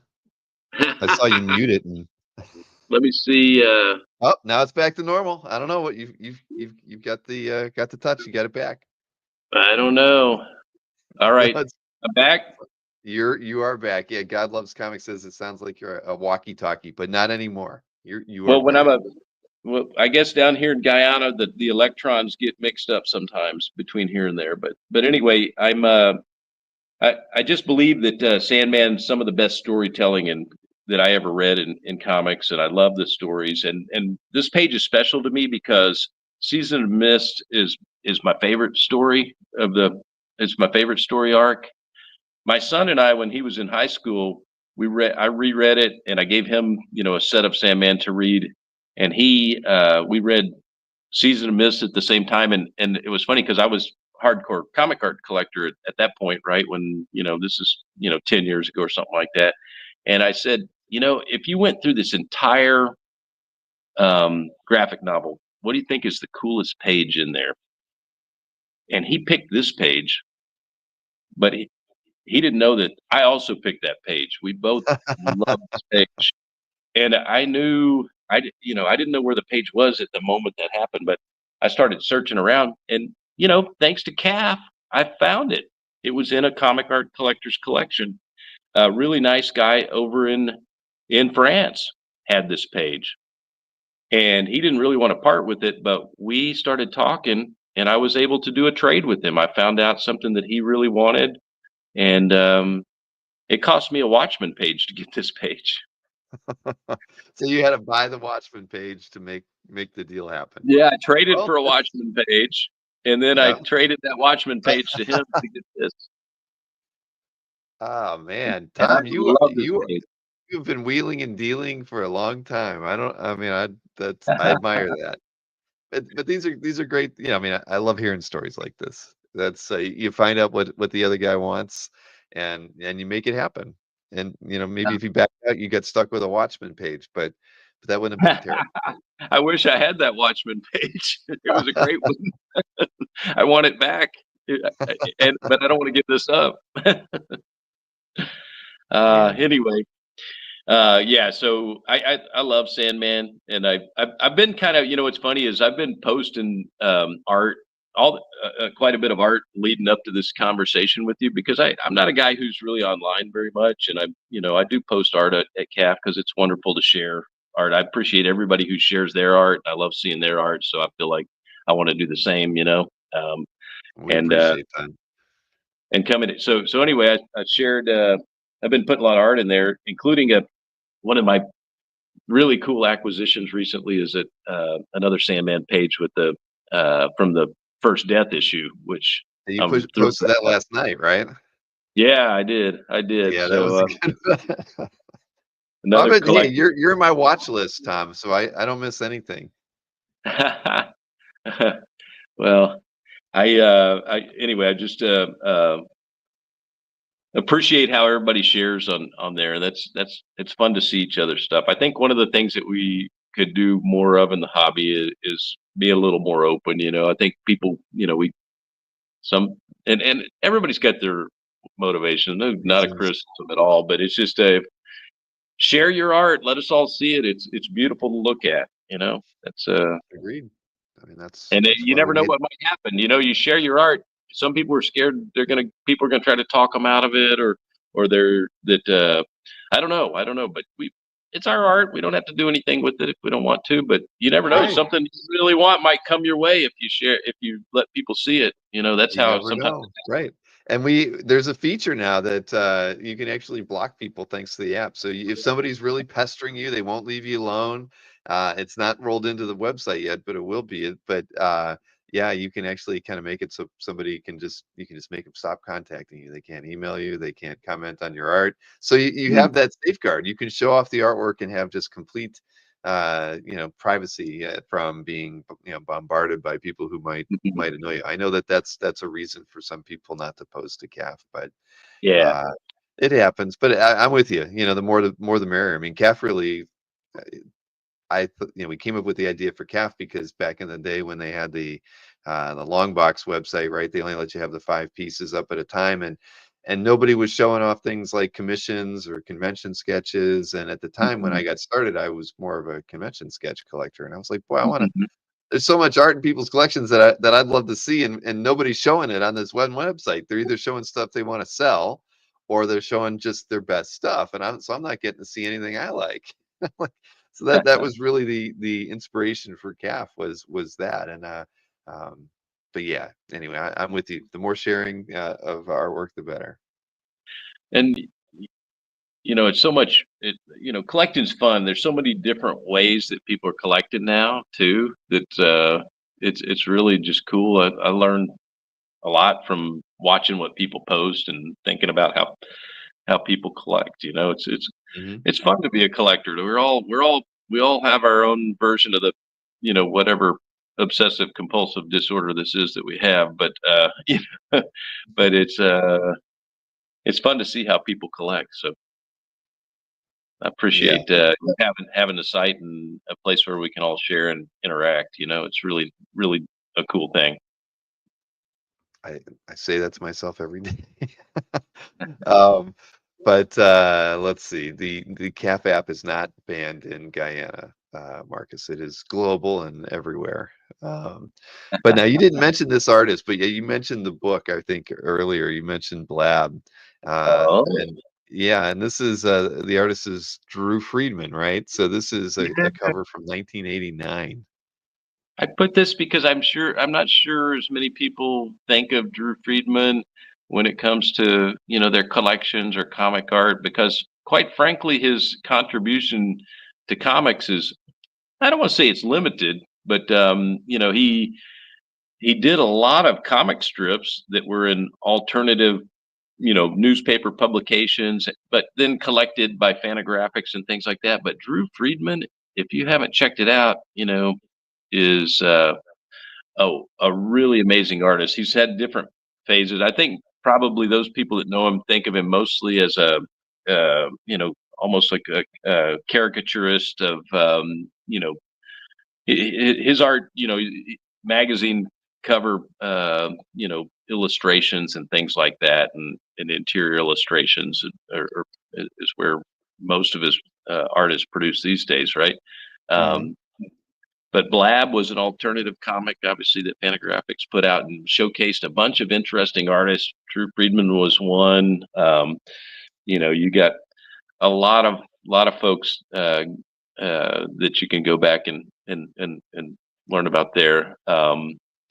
But I just would encourage you to pick up some. I mean, pick up some of those Fantagraphics collections. This stuff, for me, it's very irreverent humor. It's very it's crazy, but it splits my sides, man. It's like it's it's wild stuff. So I Scott Eater had some cool stuff from uh, Drew Friedman at OAX. He did a set of trading cards that were um, called Toxic High School, and there were other artists that painted some of the cards. I think he did all the actual drawings that were then painted over, but he also did a bunch of portraits of the kids, and I just posted a piece I picked up from Eater, but it's it's just funny, man. It's funny stuff, and it's like if anybody likes you know Virgil Finley or somebody like that that has like tiny little, so many different techniques that are you need a like a microscope to see. Well, this pointillism stuff that he used, his to do these is just it's unbelievable. I mean, those are little dots of ink that are so small you can to make all the textures and what you see are just unbelievable work. But it's funny stuff. Look at the girl on the left. Most cool-headed. These are like dad jokes practically. This is wonderful. Right, exactly. Oh It's man. goofy stuff. It's goofy stuff. But anyway, I when I came back to comics, after college, I was looking at this kind of stuff, and then maybe you'll show uh, another favorite of mine next. I'm thinking. Did I put The next piece here. Yeah, let me Charles, did I put Charles Burns in here as oh well? yeah, you did. Here we go. Ah, see, I love Charles Burns to death, man. I really do. I he uses this deliberate dark ink, but it's like the most like bizarre kind of like combination of humor and kind of anxiety ridden sort of subject material that that's combined together to create just something that's really special and funny.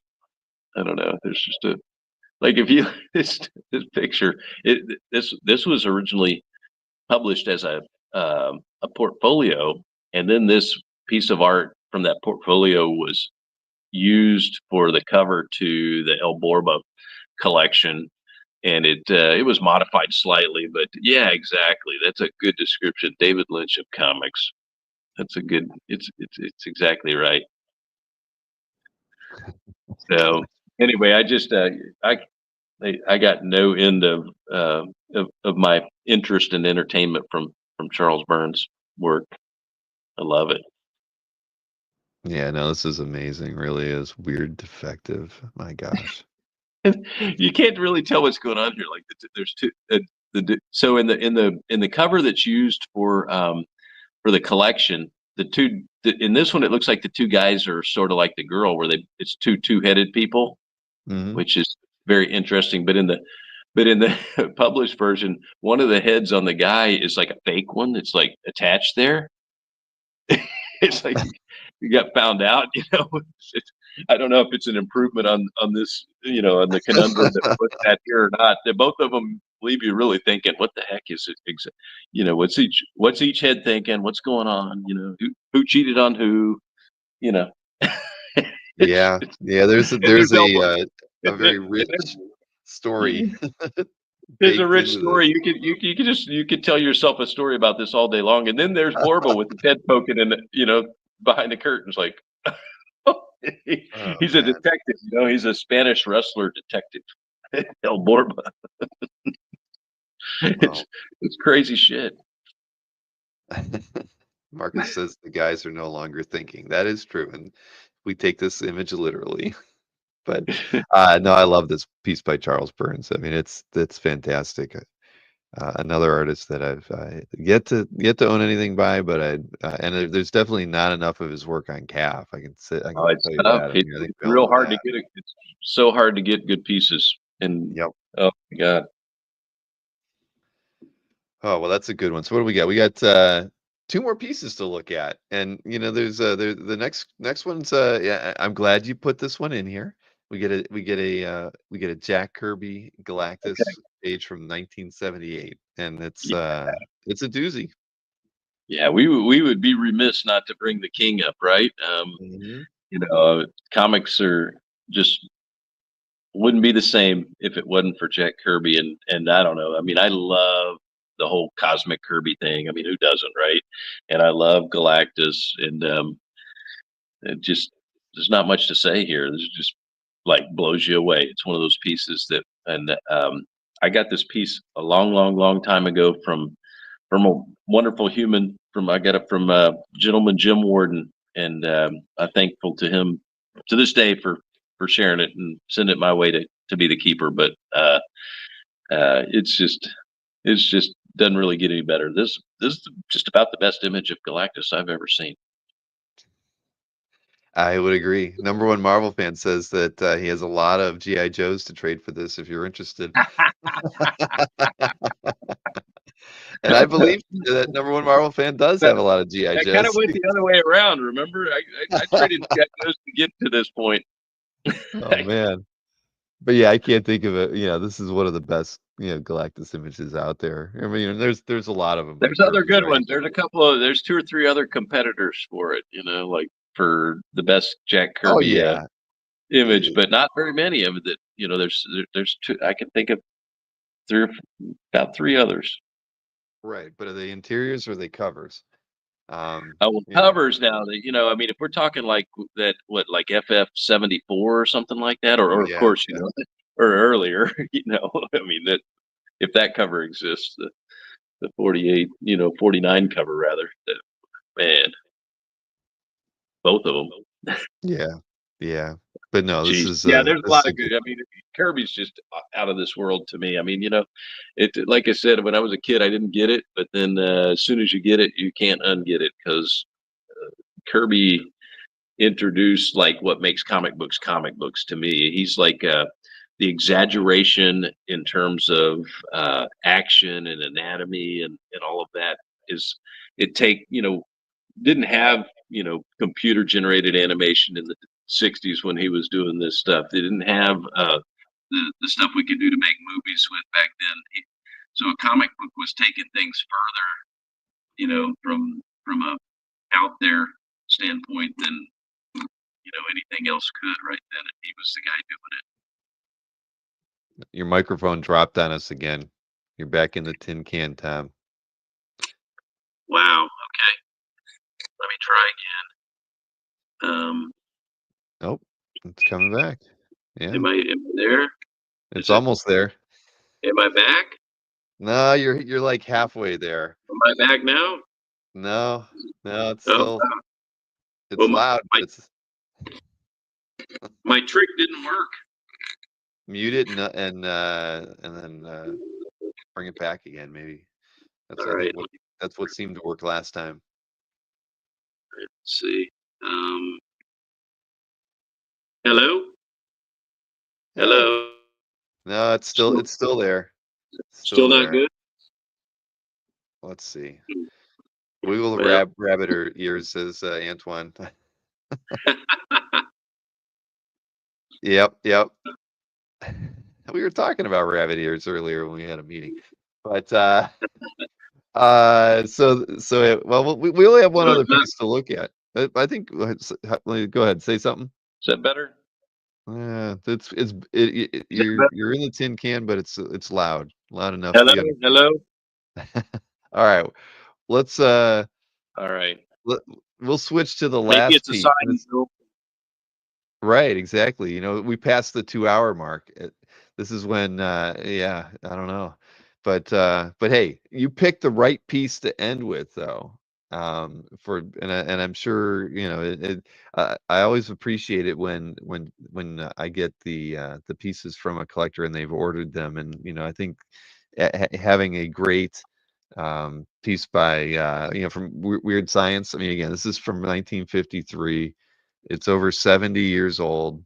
Uh, I can't imagine seeing a piece like this in person, but Williamson Frazetta, um, what a beautiful work of art. Yeah. Can you hear me? Yes. All right. Good. I ended with this one because we had the King, but we also EC for me was just a barn of some of the best artists that ever came along, and this is a particularly good example of Al Williamson and Frank Frazetta, and even Roy Krinkle has a hand in here. It was the Flegel gang just producing a piece of art that just takes your breath away. Right? There's you can look at this page. I mean, as soon as I saw it, it's one of those ones where it just literally kind of took my breath away when I first saw it, and I said, I have to have that. And I made a crazy trade to Albert to get this from him, like we've all done once or twice, right? Well, I can remember I said I can't say that I've done one of those crazy trades with Albert, but and I certainly don't want to know what you had to give up to make this happen, because I'm sure this was a piece that he would have been happy holding on to for a while longer. Well, it was Albert was pretty reasonable, but anyway, I got the piece of art, and I just love this panel on the left. You can see all of the Frank Frazetta inking on the foliage and the tree, and you can see that on on the figures. You can see Crinkle has drawn that machine that's there, and that's probably even some of his inking, but all of the pencils and the layout, you know, I mean, the thing that was so wonderful about Al Williamson is he could draw the human figure and with such grace. I mean, it's like the most natural fluidity. I felt like he contributed, you know, to the figures and the people that he drew. No one drew figures better. Even Frank Frazetta didn't draw kind of that fluidity. He was, you know, you look at a Frank Frazetta person, they're always kind of like, you know, at that moment of tension or so, you know. But this is such a great combination of all those artists, and you know, part of this is inked by Al. He drew all of it. The legend with this story is that it was uh, Al didn't like the inking that was done by it, done when it was first done, and he had to recreate this splash page and a number of panels throughout the issue in one night to meet the deadline after it had been inked. And so you can just imagine all these guys sitting around in the room together completing this project and getting it done. And it, you know, Al Williams at the time is probably like 18 or 19 years old. So it's just amazing lore. So these are, you know, it's just a wonderful EC page and a great representation of that era. Yeah, my gosh. Even that second, there's something about the second panel that I keep coming back to. I mean, the first panel's incredible, of course, but the second panel, just the light touch and the inking on the just on the guy's clothing, on the woman. I mean, it's crazy. I mean, I it's so impressive. And again, it's a piece of art that you know, has been with us for over 70 years. It's just you know, it's wonderful to have it in existence, and man, it's in the right collection. That's for sure. Well, thanks, Bill. Oh, no, that's a great piece to wind things up with, though, Tom. That's beautiful. And you know, but I got to know, have you ever brought it up to Albert that he cold called you from the buyer's Oh guide? yeah, Yeah. Albert. I consider Albert a pretty good friend, and we talked about that. He did. I don't think he remembered, like you said, you know, because he He probably probably calling called up so everybody. many Yeah, guys, you know, over the years, just but from those little ads. But yeah. But that's how I mean, that's how you got business done. I mean, if I recall correctly, were you like on Mitch's fax list or something like that? Didn't Mitch send out faxes when you know, he had a new list of art for sale? I feel like I've heard that story before. I mean, those were the good old days of comic book Yeah, he was collecting. in, and he was in the buyer's guide. You know, I mean, like in the Yeah. comic buyer's guide was like the buyer's guide was such a great thing. The problem was at some point, you know, everybody was getting them like overnighted to them, so the first guy who got his in the mail would get the good stuff. You know, it was like, Right, right. I remember Mancuda always proudly says that he paid the extra, you know, $20 a month to get it overnighted to him so he could get the jump on everybody else. But you know, today on CAF we call that like, you know, the premium membership, right? We push out things immediately to people who pay for it, and everybody else gets to trickle down later. So that same philosophy is being used today in different ways. Uh, but yeah, that was I'd love to see some of those old faxes that Mitch would have sent out. Because yeah, you know, I can remember when people would like you'd have to write a letter to somebody, and if you didn't know the art, then they would like send you a Xerox back in the mail with a price on it, and you'd look at it and say, "Oh yeah, I like that." Then you might call them on the phone and say, "Yeah, I'll buy it. I'll mail you the money." You know, Mhm. it was like that.